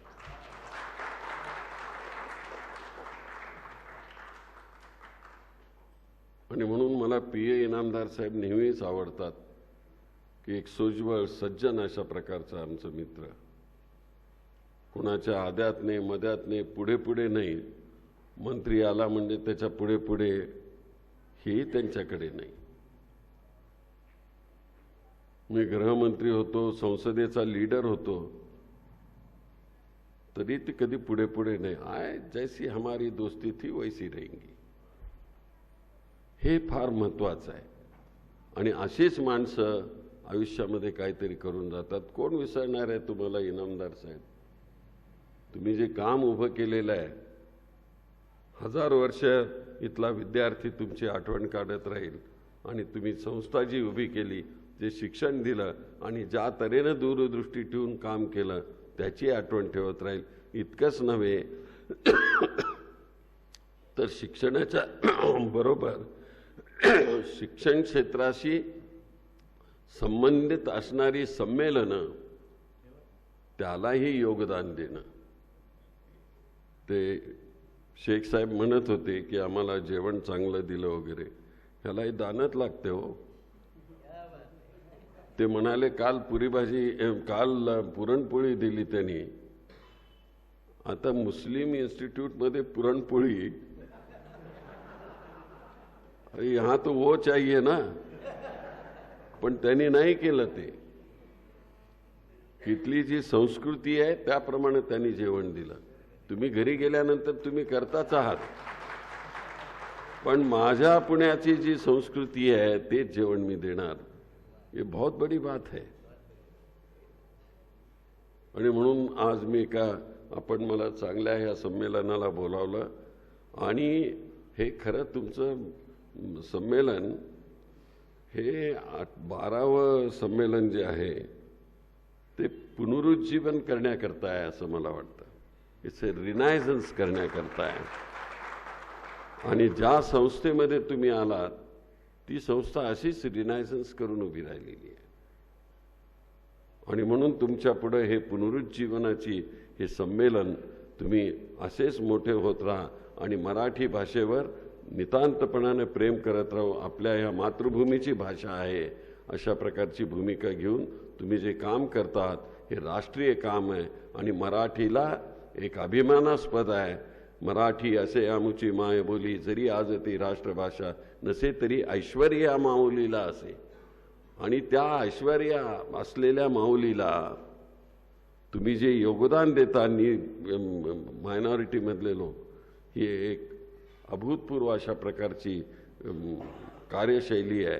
त्याला मी नमन करतो आणि मी रजा घेतो. जय हिंद, जय महाराष्ट्र. या मुस्लिम मराठी साहित्य संमेलनाच्या कार्याला साहेबांनी राष्ट्रीय काम म्हटलं. सर, निश्चितच हे राष्ट्रीय कार्य जेव्हा तुमच्यासारख्यांच्या राजश्रयाखाली येईल ते अधिक बहरत जाईल. धन्यवाद सर. सरांनी बेन्नूर सरांचा संघर्ष आणि इतिहास सांगितला आणि आज हे आमची साहित्य चळवळ 25 वर्षाहून जास्त पुढे पुढे येत गेली. पण याचं खऱ्या अर्थानं अधरू दुरेकरी जे झाले ते आहेत आपल्या साहित्य मंडळाचे अध्यक्ष डॉक्टर इक्बाल मिल्ने सर. त्यांच्यासाठी जोरदार टाळ्या वाजवा. महाराष्ट्रातले थोर गझलकार शिंदे साहेब ते गझलकार आहेत आणि गझलमध्ये ते एवढा पॉझिटिव्ह ॲटिट्यूड ठेवतात. दरवर्षी ते काय म्हणतात, एक एक गीत माझे गातील लोक सारे, एक एक गीत माझे गातील लोक सारे, ऐकावया गझल ही जमतील लोक सारे. ज्यांना आपल्या बोलवण्यावर विश्वास आहे आणि तुमच्या जमण्यावर विश्वास आहे त्या डॉक्टर मिल्ने साहेबांना, समारोपाच्या अध्यक्ष साहेबांना मी विनंती करतो, सर आपण यावं आणि या ठिकाणी मनोगत व्यक्त करावं. डॉक्टर इक्बाल मिल्ने सर. आदरणीय सुशील कुमारजी शिंदे सर, माजी गृहमंत्री भारत सरकार, 12व्या अखिल भारतीय मुस्लिम मराठी साहित्य संमेलनाचे स्वागत अध्यक्ष डॉक्टर PA इनामदार साहेब, आमचे मित्र MCE सोसायटीचे पुणेचे सचिव लतीफ भाई मखदूम, मंडळाचे उपाध्यक्ष AK शेख साहेब, मेरी साक शेख, लियाकत अली पटेल, अनवर जावेद, समोर बसलेल्यांच्यामध्ये या साहित्य चळवळीचे ज्यांना आम्ही प्रणेते म्हणतो ते आमचे विलासभाई सोनवणे, माजी संमेलनाध्यक्ष फम शहाजिंदे, डॉक्टर मोहम्मद आझम साहेब, प्राध्यापक जावेद पाशा कुरेशी, खलील मोमीन, बंधू आणि भगिनीनो. सर, 1986-87 साली मुंबईमध्ये एक जागतिक मराठी परिषद झाली होती आणि त्यामध्ये त्या मंचावरून बोलताना कुसुमाग्रज म्हणाले होते की महाराष्ट्रातला मारवाडी मराठी बोलतो, महाराष्ट्रातला ख्रिश्चन मराठी बोलतो, महाराष्ट्रातला जैन मराठी बोलतो, महाराष्ट्रातला गुजराती मराठी बोलतो, परंतु महाराष्ट्रातला मुसलमान मात्र मराठी बोलत नाही. आणि त्याच वेळेला विलासभाई चळवळीमध्ये होते आणि मी त्यावेळी JJ हॉस्पिटलमध्ये रेडिओलॉजी विभागात शिक्षण घेत होतो. मी पनवेलला राहत होतो त्यावेळेला आणि विलासभाई आणि त्याच वेळेला सोलापूरमध्ये आमचे आदरणीय मरहूम प्राध्यापक फखरुद्दीन बेनूर साहेब, डॉक्टर अजीज नदाफ साहेब, मीरी साक शेख, मुबारक शेख, ही सगळी मंडळी समविचारी तिथं होती आणि आम्ही सगळे मिळून, उदय टिळक पण आमच्यामध्ये होते त्यावेळेला, मुजावर मॅडम होत्या, आम्ही सगळ्यांनी मिळून ही मुस्लिम मराठी साहित्य चळवळ त्यावेळी उभी केली आणि त्यांना उत्तर दिलं होतं. त्यांना आम्ही पत्र लिहिलं होतं की कुसुमाग्रज साहेब, की महाराष्ट्रात अनेक मुस्लिम असे आहेत की जे मराठीमधून अभिव्यक्त होत आहेत आणि मी अशा अनेक लोकांना जाणतो की जे मराठीमध्ये अभिव्यक्त होतात आणि आम्ही या साऱ्यांची एक संघटना बांधतोय म्हणून. आणि त्या निमित्तानं ही चळवळ उभी राहिली. या साहित्य संमेलनाचं आपण तुम्ही दारामध्ये मला विचारलात की इथं मराठी बोललं जातं का, आणि आपण आपल्या भाषणात पण अभिव्यक्त झालात. पण गेल्या 3 दिवसापासून मिलाजुला मुशायरा सोडला, ज्याच्यामध्ये उर्दू आणि मराठी शायरी होती, तर या मंचावरून, या स्टेजवरून एकही इतर भाषेचा शब्द आम्ही म्हटलेला नाही आहे. गेल्या 30 वर्षांमध्ये आम्ही 12 साहित्य संमेलनं आज घेतलेली आहेत, यशस्वीपणे राबवली आहेत. आणि मला वाटतं हे जे सगळ्यात जे यशस्वी झालेलं साहित्य संमेलन आहे ते पुण्याचं आजचं 12वे साहित्य संमेलन आहे, आणि त्याचं क्रेडिट आहे डॉक्टर पी इनामदार साहेबांना. आपण आपल्यासमोर काफलाचा अंक आहे, त्याच्या संपादकीयामध्ये मी लिहिलेलं आहे की केवळ 1 वर्ष आणि 1 महिन्यामध्ये इतक्या फास्ट मुस्लिम मराठी साहित्य संमेलन कधी झालेलं नव्हतं. मी माझ्या उद्घाटनाच्या भाषणामध्ये हे बोललेलो आहे, परंतु साहेबांच्या माहितीसाठी सांगतो. सर, रात्री इथे मी रेडिओलॉजीच्या कॉन्फरन्ससाठी आलेलो होतो, आणि रात्री 12 वाजता माझ्या डोक्यात विचार आला. इनामदार साहेबांना मी एक रात्री 12 वाजता मेसेज पाठवला की मला मुस्लिम मराठी साहित्य संमेलनासाठी भेटायचं आहे. साहेबांनी 9 वाजता मला बोलवलं, आणि 9:30 वाजता हे ठरलं की पुढचं साहित्य संमेलन मी इथे घेणार आहोत. इतका झटपट निर्णय घेण्याची प्रक्रिया पी ए इनामदार साहेबांच्याकडेच आहे. आणि मला खूप खूप असा आनंद वाटतो की ए.के. शेख साहेबांनी जे मुद्दे आपणासमोर मांडले त्याला अत्यंत पॉझिटिव्हली त्यांनी रिस्पॉन्ड केलेला आहे, आणि तुम्हाला काय हवं ते आम्ही मदत करायला तयार आहोत अशी ग्वाही त्यांनी दिलेली आहे. त्यामुळं मित्रांनो, तुम्ही तयार राहा. आता काफला नावाचा आपला जो अंक आहे तो आता नियतकालिक होता, पण दर 3 महिन्याला हा अंक आपण छापणार आहोत. आम्ही सगळं DTP करून त्याचं सगळं मुखपृष्ठ तयार करून आम्ही साहेबांच्याकडे पाठवू. आम्हाला फक्त छापून द्या. कारण सर, परिस्थिती अशी आहे की मधल्या काळामध्ये 2000 सालापासून 2008 सालापर्यंत एकही साहित्य संमेलन झालं नव्हतं, कारण आमची आर्थिक परिस्थितीच तशी नव्हती. आम्ही प्रत्येक वेळेला शासनाकडे आर्थिक मदतीसाठी मागणी केली, याही वेळी केलेली होती, परंतु आमच्याकडं कुणी कधीही पाहिलेलं नाही. म्हणून पदरमोड करून लोकसमाजातून किंवा इनामदार साहेबांसारख्या माणसांच्याकडून जे नेहमी तत्पर असतात लोकांच्या मदतीसाठी, अशा लोकांच्याकडे जाऊन हे साहित्य संमेलन आम्हाला उभं करावं लागतं. आणि मी इनामदार साहेबांना पुन्हा एकदा विनंती करीन की जेव्हा इथून केव्हा साहित्य संमेलन होईल तेव्हा तुम्हाला मग यथाशक्ती जे तुम्हाला साहित्य संमेलनासाठी मदत करता येईल ते तुम्ही करावी. आणि मित्रांनो,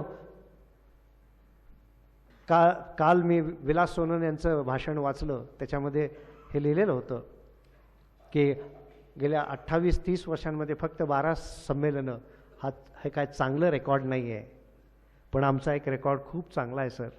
कारण आम्ही अभिव्यक्त व्हायला लागलो ते 89-90 सालापासून. परंतु आमचा इतिहास हा मध्ययुगीन मुस्लिम सुफी संतांच्या, पण मुस्लिम मराठी संत कवींच्या पासूनचा आहे, शेख मोहम्मदच्या पासूनचा आहे. मधल्या काळात आम्ही लिहित नव्हतो, अभिव्यक्त होत नव्हतो असं नाही, पण ते कुठं रेकॉर्ड त्याचं नाही आहे. सय्यद अमीन साहेबांपासून हा आमच्याकडे आता रेकॉर्ड सापडतं आहे. सांगलीचे आमदार जे होते सय्यद अमीन त्यांच्यापासूनचं. आणि या काळानंतर जेव्हा आम्ही अभिव्यक्त व्हायला सुरुवात केली तेव्हापासून 90 पासून सर हे आमचं रेकॉर्ड हे असं आहे की या काळामध्ये, या 28-30 वर्षाच्या काळामध्ये महाराष्ट्रातल्या विविध विद्यापीठांमधून मुस्लिम मराठी साहित्यावरती 25च्या वर PhD आणि MPhil झालेल्या ते 49च्या पत्र. हे या यशाचं गमक आहे मित्रांनो. मराठी मुस्लिम माणसांच्या वेदना, त्यांच्या कथा, त्यांचे दुःख आहे, हे सगळं अभिव्यक्त व्हायला लागलं आहे. आज आमच्याकडे जवळजवळ महाराष्ट्र आणि महाराष्ट्राच्या बाहेर हजारभर लिहिणारे मुस्लिम मराठी साहित्यिक आहेत. हे सगळे कथा लिहितात, कविता लिहितात, बाल साहित्य लिहितात. आजच आपण एक बालनाट्य लिहिलं पाहिलं असेल आपण यायच्या आधी सर. शिवाजी महाराज कुणाचे नावाचं एक नाटिका बालनाट्य आम्ही इथं सादर केलं.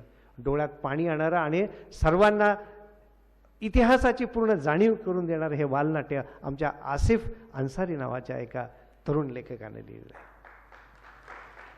तर असं हे समृद्ध असं साहित्य मराठी साहित्यामध्ये हे मुस्लिम मराठी साहित्यानं एक अत्यंत समृद्ध अशी भर घातलेली आहे, एक मोठा वाटा ह्याच्यात लिहिलेला आहे आणि केवळ 25 ते 28 वर्षांच्या काळामध्ये एक मुस्लिम मराठी साहित्य प्रवाह नावाचा एक प्रवाह या मराठी साहित्यामध्ये निर्माण केलेला आहे, हे आपण लक्षात घेतलं पाहिजे. मी इनामदार सरांचे खूप आभार मानतो की केवळ त्यांनी वेळ पण आम्हाला फक्त 1.25 महिना दिला. 1.25 महिन्याच्या काळामध्ये त्यांनी हे सगळं उभं केलं आणि मी महाराष्ट्राचं नव्हे तर अगदी तेलंगणामधून, हैदराबादमधून, आंध्र प्रदेशमधून, कर्नाटकामधून, मध्य प्रदेशमधून आलेल्या, इव्हन केरळामधून आलेल्या मुस्लिम मराठी साहित्यिकांचे आभार मानतो की त्यांनी खूप आस्थेनं ही चळवळ आपली आहे असं समजून या साहित्य संमेलनामध्ये आपला सहभाग नोंदवला. मला खूप आनंद वाटतो की इतक्या प्रचंड संख्येने आपण सगळेजण इथं आलात आणि 3 दिवस या साहित्य संमेलनामध्ये आपला पॉझिटिव्ह असा सहभाग नोंदवलात. आपल्या अनेक सूचना असतील, आपल्या अनेक अडचणी असतील, त्या सगळ्या बाजूला ठेवून आपण सगळे इथं आलात, त्याबद्दल मी मनपूर्वक मंडळातर्फे आपणा सर्वांचे आभार मानतो. मित्रांनो, मला याची खात्री आहे की नजीकच्या काळात फार मोठे बदल घडणार आहेत आणि आमचे शिंदे साहेब जे आहेत ते फार मोठ्या पदावरती असणार आहेत. मी आत्ताच शिंदे साहेबांना सांगून ठेवतो की पुढच्या वेळेला जेव्हा तुम्ही जिथं कुठं असाल त्यावेळेला उद्घाटक म्हणून तुम्ही आम्हाला पुढच्या साहित्य संमेलनाचे हवे आहात. आम्ही आमंत्रण आहोताना तुम्हाला आत्ताच देत आहोत आणि त्यावेळेला आपण सगळ्यांनी आशा करूया की शिंदे साहेबांचं आपल्याला सर्वांना सहकार्य लाभेल. ते आपल्या पाठीशी नेहमीच आहेत. आपल्या चळवळीचे जे संस्थापक सदस्यामधले फखरुद्दीन बेन्नूर आणि नदाब सर हे त्यांचे खूप जवळचे स्नेही आहेत. मीर इसाक शेख जे आपल्याबरोबर आहेत ते त्यांचे जवळचे स्नेही आहेत. मित्र आणि स्नेही लक्षात घ्या म्हणजे किती जवळीकता असते. सुखदुःखामध्ये असणारी ही माणसं आहेत. तर ही अत्यंत जवळची माणसं, ते त्यांच्या जवळचे म्हणजे आता आमच्या पण जवळचे असे झालेले आहेत. त्यामुळं आपणा सर्वांच्या जवळचे असे सुशीलकुमारजी शिंदे जे साहित्यावरती प्रेम करतात, जे कथेवरती प्रेम करतात, ते वैचारिक लेखनावरती प्रेम करतात, जे गझलेवरती प्रेम करतात, असा हा नेता आपणा सर्वांना लाभणार, पुढच्या साहित्य संमेलनाच्या उद्घाटनासाठी लाभणार आहे अशी मी ग्वाही देतो. आणि पुनश्च एकदा या कॅम्पसमधल्या सर्वांचे आभार मानतो की ज्यांनी इतक्या पॉझिटिव्हली या साहित्य संमेलनाच्या आयोजनासाठी आम्हाला मदत केली. आपणा सर्वांचे आभार मानतो आणि आपली रजा घेतो. अस्सलाम वालेकुम रहमतुल्लाहि वबरकातुहू. जय हिंद. धन्यवाद डॉक्टर मिन्ने सर. आपण सांगितलेल्या साहित्य परंपरेच्या बाजूनं जी काही माणसं, जे काही नवलेखक उभी राहिली आहेत, त्यामध्येच जसं अनेक PhD करतायत तसंच आमच्या नागपूरच्या डॉक्टर अक्रम खान सारख्या नवलेखकाची मुस्लिम साहित्यिकांची पुस्तिका विद्यापीठामध्ये संदर्भ ग्रंथ म्हणून सुद्धा निवड झालेली आहे. तर असे लेखक आज आपल्या साहित्य मंडळातून निर्माण झालेले आहेत. आपल्या सगळ्या एकत्रित कार्याला आपण सलाम करूया आणि अशाच परंपरेतल्या काही ज्येष्ठ लेखकांचा, काही नवलेखकांचा आज आपण आपल्या या 12व्या अखिल भारतीय मुस्लिम मराठी साहित्य संमेलनाच्या समारोपाप्रसंगी अतिशय आपल्याला आदरणीय असणाऱ्या या मान्यवरांच्या हस्ते आपण त्यांचा सत्कार करणार आहोत. मी सर्वप्रथम या ठिकाणी बोलवित आहेत आपले ज्येष्ठ लेखक, वैचारिक ग्रंथकार आणि चिश्ती सर. ते बहुता नमाजसाठी बाहेर गेलेत.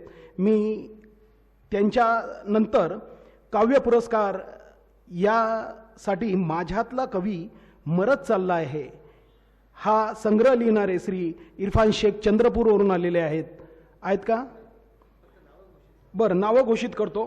काव्य पुरस्कारामध्येच मी त्याचं बोट धरलं. कवी बिस्मिल्ला शेख सोनोशी बुलढाणा यांना हा पुरस्कार मिळालेला आहे.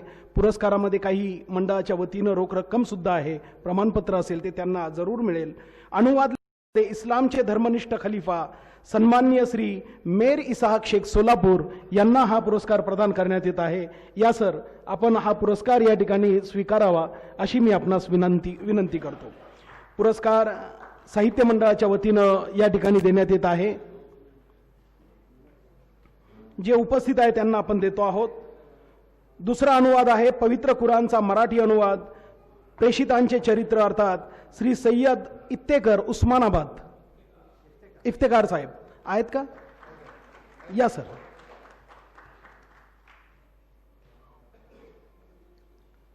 धन्यवाद. मीर इसाक शेख साहेब, अतिशय मोलाचं खलिफांवर त्यांनी पुस्तक लिहिलं. यानंतर पवित्र कुराणचा मराठी अनुवाद करणारे आपले ज्येष्ठ लेखक ज्यांनी प्रेषितांचं चरित्र लिहिलं, हां, श्री सय्यद इफ्तेकार साहब उस्मानाबादवरून आलेले आहेत. महाराष्ट्रातल्या पहिल्या महिला डिलीट जोरदार टाळ्यांच्या गजरात आपण त्यांचा सत्कार करूया. ललित गद्य आठवणी, जुन्या आणि नवे शब्द, श्री मोहिब कादरी, अहमदपूर, लातूर यांना हा पुरस्कार या ठिकाणी घोषित होत आहे. त्यानंतर शब्दकोशाची निर्मिती करणारे उर्दू मराठी शब्दकोश डॉक्टर एहसानुल्ला कादरी साहेब, लातूर, ते किंवा त्यांचे प्रतिनिधी मोहसिन साहेबांचा या ठिकाणी सत्कार होतोय.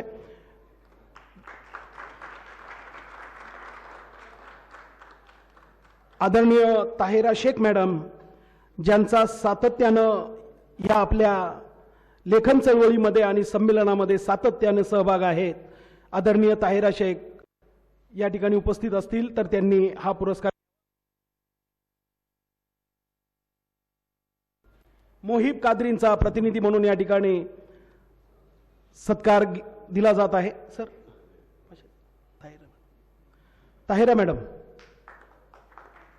या सर, या.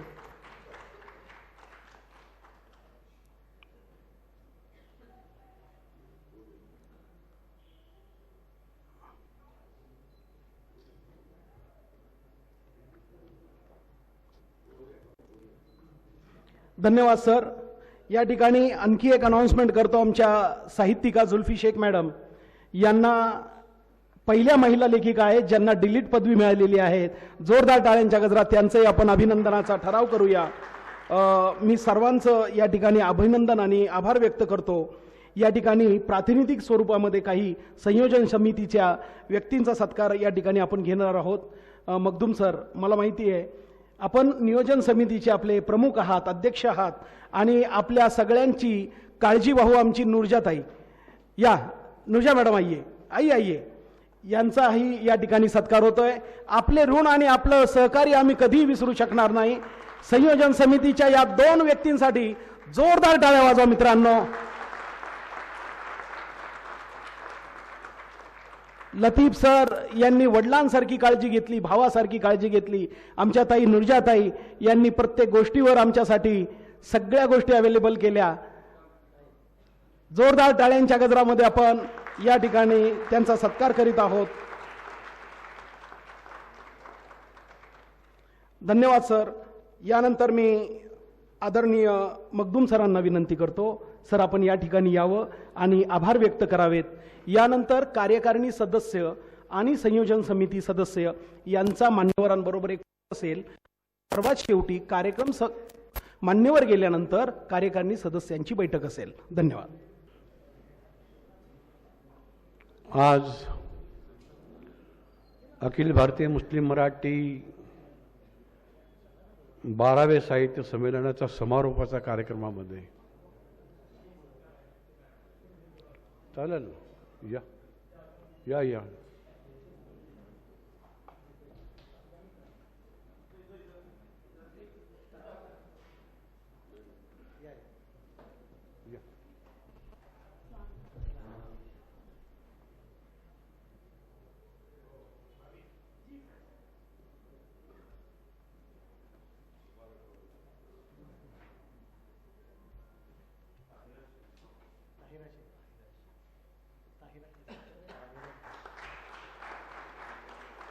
ताहिरा शेख,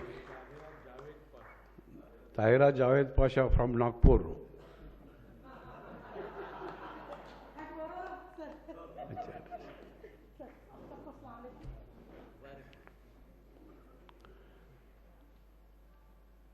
या पुणे शहराच्या आझम कॅम्पसच्या शैक्षणिक संकुलामध्ये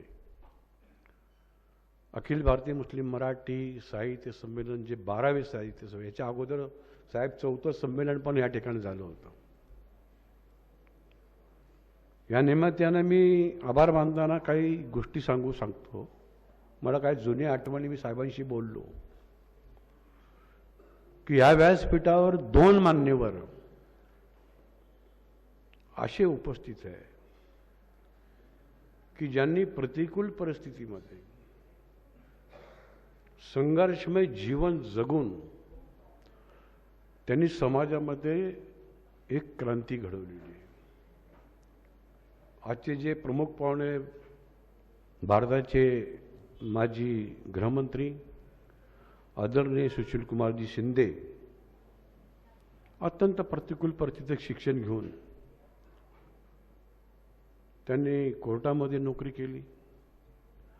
त्याच्यानंतर ते पोलीस सब इन्स्पेक्टर झाले, आमदार झाले, महाराष्ट्र राज्याचे मंत्री झाले, मुख्यमंत्री झाले, केंद्रीय मंत्री झाले, राज्यपाल झाले. आणि मला वाटतं इक्बाल मिर्झांची तीच इच्छा आहे की ते राष्ट्रपती जरूर होतील आणि ते येतील. आणि आदरणीय या शिक्षण संस्थांचे सर्वस्व डॉक्टर पी.एन. आमदार सर कर्नाटकाच्या एका दुष्काळ भागातून विजापूरमधून पुणे शहरामध्ये आपल्या बहिणीकडे येतात. अत्यंत गरिबी, प्रतिकूल परिस्थिती आणि कलेक्टर कचेरीमध्ये लँड ॲक्विजिशनच्या ऑफिसमध्ये ते नोकरी करतात. त्यांच्या पत्नी आबेदापा इनामदार या सेंट्रल डिस्ट्रिक्टच्या पहिल्या महिला इन्स्पेक्टर म्हणून काम करतात. परंतु हे दोघंही नवरा बायकोनी नोकरी सोडून साहेब बिल्डर झाले, बँकचे चेअरमन झाले, सहकार क्षेत्र, शिक्षण क्षेत्र, शिक्षण महर्षी झाले. त्याच्यानंतर त्यांनी दोघांनी नोकरी सोडून त्यांनी या समाजामध्ये शैक्षणिक क्रांती व्हायला पाहिजे आणि माझा समाज शिकून हा पुढे यायला पाहिजे या ध्येयाने प्रेरित होऊन त्यांनी हा आझम कॅम्पसचा परिवार वाढवला. हे आपण विसरता कामा नये. प्रतिकूल परिस्थितीमध्ये हे आदर्श आम्ही ह्या युवा पिढीने घेतले पाहिजे. मी जुन्या काळात साहेबांशी बोलत असताना मला आठवत होतो काळ 1970 ते 1980चा. महाराष्ट्राचे भाग्यवते ते यशवंतरावजी बळवंतराव चव्हाण त्यांनी युवकांना शक्ती देण्याचं काम करत असताना मी चतुर्शिंगीच्या बंगल्यामध्ये कवट्याचे आबासाहेब वीर तर कसं ताकद देण्याचं काम केलं बघा. पश्चिम महाराष्ट्रामध्ये पुणे शहरामध्ये आणि पुणे जिल्ह्यामध्ये युवा नेता शरदजी पवार, साताऱ्यामध्ये प्रतापराव भोसले, सांगलीमध्ये आष्टाचे विलासराव शिंदे, नगरमध्ये गोविंदराव अधिक, नाशिकमध्ये विनायकराव पाटील ही युवा पिढी त्यांनी निवडली. आणि ह्या 1970 आणि 20च्या काळामध्ये ज्या ज्या वेळे काँग्रेस सेवा दल, एनयूचा युवक काँग्रेसची शिबिरं झाली तर या सर्वांमध्ये शिंदेसाहेबांचं भाषण ऐकायला गर्दी व्हायची. याचा साक्षीदार मी नगरला होतो. गोविंदराव अधिकने ज्या वेळेला शिबिर घेतलं त्यावेळची गोष्ट आहे ती. प्राध्यापक रामकृष्ण मोरे, सुरेश सोनावणे, जगन्नाथ शेवाळे, शिरोडचे काका पलांडे, सुभाष ढमढरे, जुन्नरचे अपंग आमदार दिलीप ढमढरे, अजित आपटे, माजी खासदार रजनी पाटील, केचे अशोक पाटील, हा सगळा गोतावळा त्यावेळेला शिंदेसाहेबांचं भाषण, वक्तृत्व ऐकायला हलत नव्हती. हे माझ्या आयुष्यातला सर्वात मोठा सण आहे. आणि म्हणून आज ह्या ठिकाणी जे आपण आलात मुस्लिम मराठी साहित्य संमेलनाच्या समारोपाच्या कार्यक्रमाला, मी संयोजन समितीचा अध्यक्ष या नात्याने मी मनपूर्वक आपले आभार मानतो. आमचे आदरणीय डॉक्टर पी.एन. आमदार हे दूरदृष्टीचा माणूस आहे, विजनरी आहे, म्हणजे कृतिशील. आम्ही म्हणजे बोल घेवडे नाही आहे, आम्ही कृतिशील आमची टीम आहे. आणि या टीमवर्कनी हा जो विडा उचललेला आहे की कोणाची मक्तेदारी नाही शिक्षणामध्ये. आणि मी अभिमानाने सांगू शकतो की त्यांच्या नेतृत्वाखाली आज आझम कॅम्पसच्या ह्या परिवारामध्ये जे शैक्षणिक क्रांती घडलेली, हे पुणे शहरामध्ये आम्ही नंबर 1ला आहे, नंबर 1ला, नॉट ए जोक, अकॅडमिकमध्ये. आणि त्यांच्या नेतृत्वाखाली ह्या देशामध्ये सामाजिक प्रबोधन करण्याचे जे काम करत आहे, की भाईचारा अमन शांतीच्या मार्गातून ह्या देशाला आपण पुढं नेऊ शकतो, हे त्यांचं जे स्वप्न आहे, हे आझम कॅम्पसच्या शैक्षणिक संकुलमध्ये पूर्ण होण्याची एक वाटचाल आम्ही करत आहे. आणि म्हणून त्यांनी असंच समाजामध्ये, सर्व समाजामध्ये अशाच पद्धतीचं, माजी राज्यमंत्री दिलीप कांबळे ह्या ठिकाणी आलेले, मी त्यांचंही या ठिकाणी स्वागत करतो. तर अशा पद्धतीने मी डॉक्टर पी एन आमदारांचं संयोजन समितीच्या वतीने आभार व्यक्त करतो. या मंचामध्ये पूर्वीचे जे संमेलनाचे जे अधिवेशन झाले त्याचे जे संमेलनाध्यक्ष त्यांचे मी आभार व्यक्त करतो. आणि समोर बसलेले सर्व साहित्य क्षेत्रातले, कविता क्षेत्रातले कविवर्य, कथा कादंबरीकार, अशा पद्धतीने आपणही या महाराष्ट्रामध्ये एक प्रकारचं विचाराने समाज प्रबोधनाचं काम करत आहे. आणि ह्या ठिकाणी साहेबांनी सांगितलेलं ते इनामदार साहेबांनी की तुम्हाला ताकद देण्याचं काम या आझम कॅम्पस करेल. मला वाटतं की मुस्लिम ओबीसी, अखिल भारतीय मुस्लिम मराठी साहित्य परिषदेचे खरे जे प्रणेते, त्यांचा जो विचार आहे ते कॉम्रेड विलासभाई सोनवणे ह्यांनाही आपण विसरता कामा नये. आणि म्हणून मी त्यांचेही आभार व्यक्त करतो. या सर्वामध्ये सर्वात महत्त्वाची जर भूमिका केली असेल 4, 5, 6 या तिन्ही दिवशी आमच्या मराठी अकॅडमिक स्पोकन अकॅडमिकचे जे डायरेक्टर आहे प्राध्यापक नूरजान शेख, त्यांची टीम, आमच्या AGM Azam college of education BEd कॉलेजचे सर्व teaching staff, non teaching staff, ज्यांना ज्यांना निवासाची व्यवस्था, भोजनाची व्यवस्था, जे जे काही व्यवस्थेचे त्यांना जबाबदारी दिली, सर्व प्राध्यापक वर्गांचं, टीचिंग नॉन टीचिंग स्टाफचं, हा मुलगा तर रात्री 2-2, 3-3 वाजेपर्यंत, अल्ताफ आमचा जो हे या ठिकाणी जे दाखवलं जातं तुम्हाला याची मशीन्स सगळं, तो रोज 3-3 वाजेपर्यंत, मला वाटतं तो पहाटे 4-4 वाजता तो घरी जातो आणि परत 8 वाजता तो परत ह्या असेंब्ली हॉलमध्ये हजर राहतो. मला त्याचंही कौतुक करूशी वाटतं की त्याचंही या ठिकाणी मी आभार व्यक्त करतो, सर्वांचा आभार व्यक्त करतो. आणि या ठिकाणी मी महाराष्ट्राचे राज्यमंत्री सामाजिक न्याय, विशेष सहाय्य आणि अल्पसंख्याक विकास याचे राज्यमंत्री नामदार दिलीपजी कांबळे आलेले, मी त्यांना फक्त एवढीच विनंती करतो की माझा आझम कॅम्पसच्या संदर्भामध्ये मी आपणाला संगणक मागितलेलं होतं, तरी तुम्ही ते इथं मात्र सगळ्यांच्या समोर डिक्लेअर करावं एवढी विनंती करतो.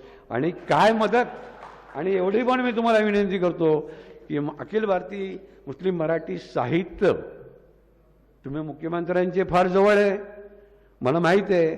म्हणून आमचा एक प्रस्ताव त्यांच्याकडे आहे की आम्हाला अखिल भारतीय मुस्लिम मराठी साहित्य परिषदेला देणगी रूपामध्ये जी आम्ही मागणी केलेली, तोही प्रस्ताव आम्ही तुमच्याबरोबर मुख्यमंत्र्यांकडे येणार, शिष्टमंडळ तुमच्या नेतृत्वाखाली जाणार आणि ती मागणी तुम्ही मान्य करा. आणि मी तुम्हाला जे दिलेला अर्ज आहे, माझ्या तुमचा मतदारसंघ आहे, तुम्ही आमदार आहेत, लक्षात आलं का, त्याच्यामुळं तुम्ही कॉम्प्युटर आता या वेळेला द्यायला पाहिजे, एवढीच विनंती करतो. आणि मी आभाराचं या ठिकाणी संपून मी हृदय घेतो. जय हिंद, जय महाराष्ट्र. मान्यवर आमदार मंत्री साहेब दिलीप कांबळे साहेब या ठिकाणी उपस्थित झालेले आहेत.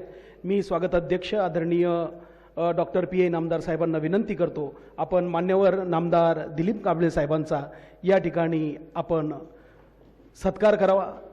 आपल्या आदरणीय गुरुवर्य PA नामदारां साहेब यांच्या हातून त्यांचा सत्कार या ठिकाणी होतोय. सर, आपली उत्तरोत्तर निश्चितच राजकीय प्रगती होत जाओ. पालकमंत्री उद्घाटनाला आले होते आणि आमच्या अल्पसंख्याक मंत्री आज समारोपाला आहेत. निश्चितच समारोप गोड होणार यात काही शंका नाही. मी विनंती करतो कांबळे साहेबांना या ठिकाणी आपलं मनोगत व्यक्त करावं. मुस्लिम मराठी साहित्य संस्कृती मंडळाच्या वतीने 4 आणि 5, 6 तारीख असं 3 दिवसीय साहित्य संमेलन या ठिकाणी आयोजित केलेलं होतं. अशा या अतिशय चांगल्या कार्यक्रमात समारोपासाठी उपस्थित या देशाचे ज्येष्ठ नेते माजी केंद्रीय गृहमंत्री आदरणीय सुशीलकुमार शिंदे साहेब, मंचावर उपस्थित ज्यांनी शून्यातून शैक्षणिक वर्षामध्ये शैक्षणिक क्षेत्रामध्ये विश्व निर्माण केलं असं गुरुवर्य पी. इनामदार साहेब, लतीफ मखदूम साहेब, डॉक्टर आलिम वकीलजी, मंचावरील सर्व मान्यवर व्यक्ती, उपस्थित सर्व साहित्य क्षेत्रातील मान्यवर, नागरिक बंधू आणि भगिनींनो, खरं तर खूप आनंदाची गोष्ट आहे की अखिल भारतीय मुस्लिम साहित्य संमेलन या ठिकाणी आयोजित करण्यात आले. वेगवेगळ्या साहित्यिकांनी आपापल्या इच्छा आकांक्षा साहित्य क्षेत्रावर खूप विचार विनिमय या ठिकाणी झालेला आहे. लतीफ मखदूम साहेब हे माझे चांगले मित्र आहेत आणि त्यांनी काही अपेक्षाही या ठिकाणी व्यक्त केलेल्या आहे.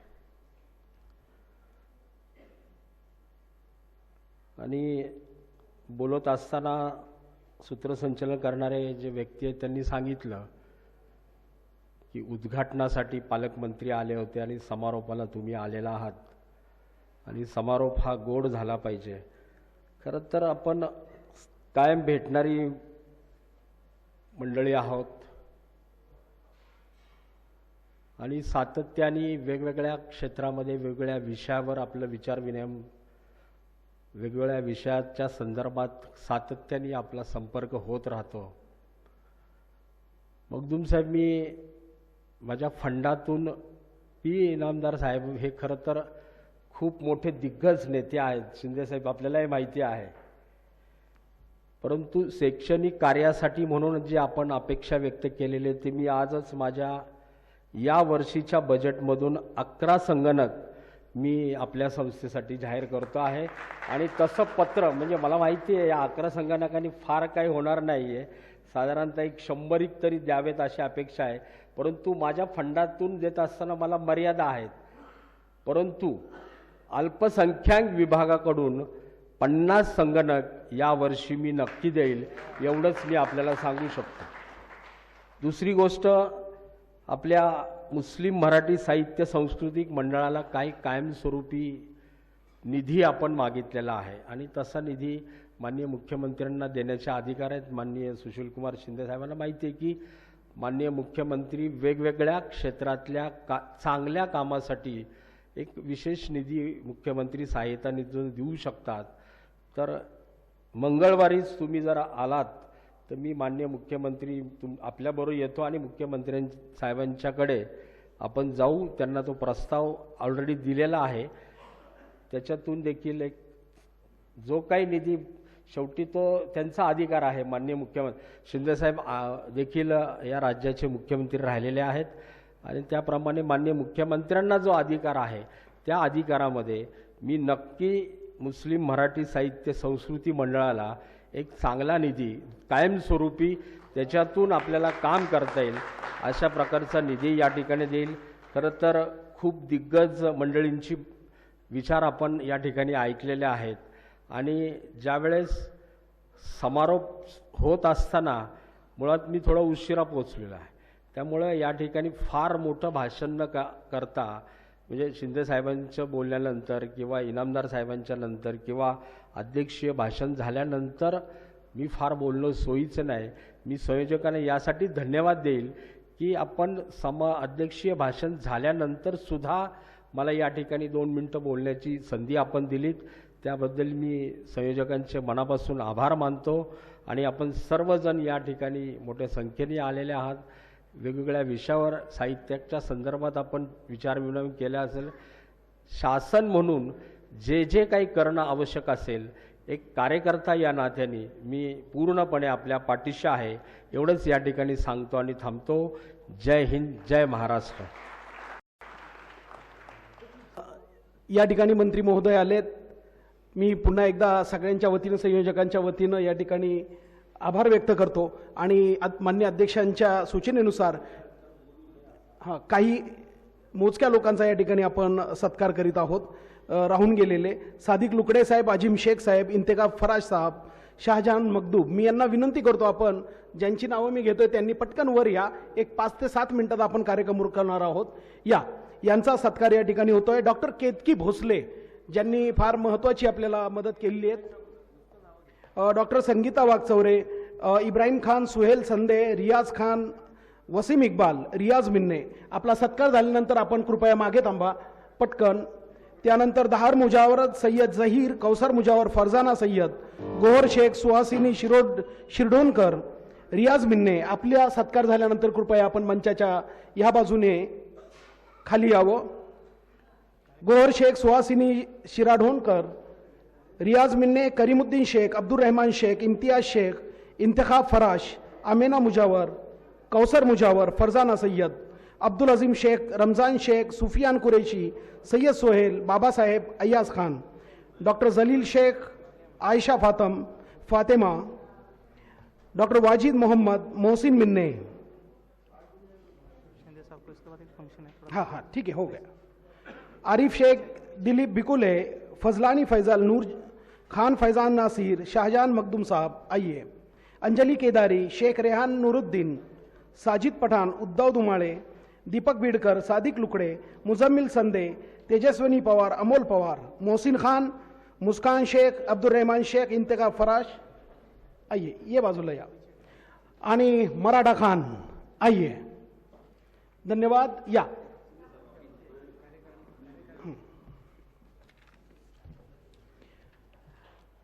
यानंतर बशीर मुजावर साहब, गुलाम ताहिर शेख, डॉक्टर बशारत अहमद, मोहसिन खान, फातिमा मुजावर, खलील मोमिन, फारूक शेख, इरफान शेख, डीके शेख, शब्बीर मुलानी, लियाकत अली पटेल साहब, डॉक्टर कॉमरेड विलास सोनोने साहब वहाँ पर रहे, हनीफ डफेदार, आयजी शेख, फरजाना डांगे, रफीक सूरज, अकरम पठान, आमिर इकबाल, यूनुस मुलानी, आरिफ शेख, सलीम पिंजारी, अनवर जावेद शेख, साजिद पठान, तमाम कार्यकारिणी सदस्यांचा पटकन आपण सत्कार घेऊन पुढे या.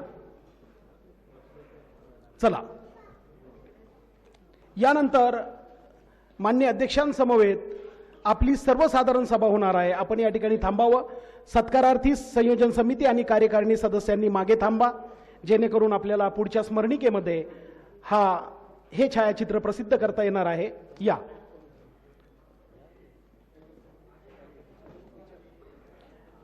जरा या कार्यकारिणी आणि संयोजन समितीसाठी टाळ्या वाजवा. वा. सर्वांचा सत्कार या ठिकाणी होतोय.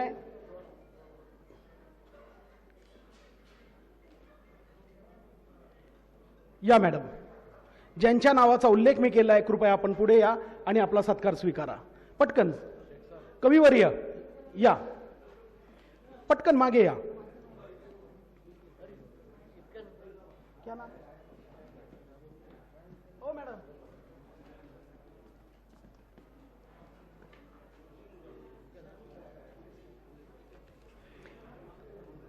या मॅडम, या लवकर या. लवकर म्हणजे हळू आलं तरी चालेल. हां, बस बस मागे प्लीज. युवा भारतचे कार्यकर्ते वनराज शिंदे, दयानंद करंदडे, देवकुमार अहिरे, सलीम पिंजारी, भूषण पवार, श्याम गुगे, मुफीद मुजावर, रहीम शेख, शेख खुद्दूस, शरीफा बाले. कृपया आपण या ठिकाणी बाजूला थांबावं. या सगळ्यांचा सत्कारासाठी या. प्लीज लवकर या, लवकर या. मैडम आप इधर आइए.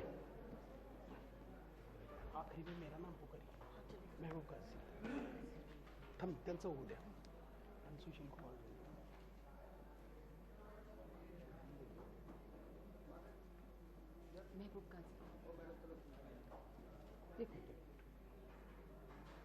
मित्रहो, हा क्षण असतो आयुष्यातला महत्त्वाचा क्षण. कांबळे साहेब, आपण फार मुक्याच्या वेळी या ठिकाणी उपस्थित झालेला आहे. धन्यवाद. आपण मागे या प्लीज. कार्यकर्ते, साहित्यिक कार्यकर्ते, सांस्कृतिक मंडळाचे सदस्य, संयोजन समितीचे सदस्य, बोला पटकन. यानंतर आपल्या सर्वांचे लाडके मेहबूब काझी सर यांचा सत्कार होईल. मी सुशील कुमार शिंदे सरांना विनंती करते की त्यांचा सत्कार करावा. मेहबूब काझी, सूत्रसंचालक आपले मेहबूब काझी.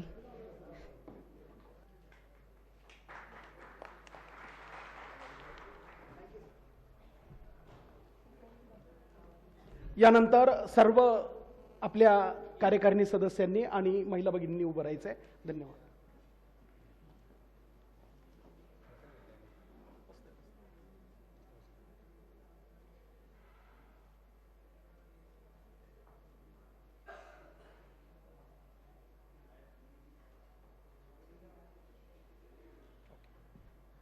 धन्यवाद सर. आपण दिलेल्या बहुमोल वेळेसाठी मी आपला आभारी आहे.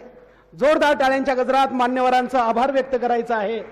आणि या ठिकाणी सर्वसाधारण सभा लगेचच माननीय अध्यक्ष डॉक्टर इक्बाल मिन्ने साहेब यांच्या अध्यक्षतेखाली या ठिकाणी होते. आपण जरूर थांबायचं आहे. इनामदार सर.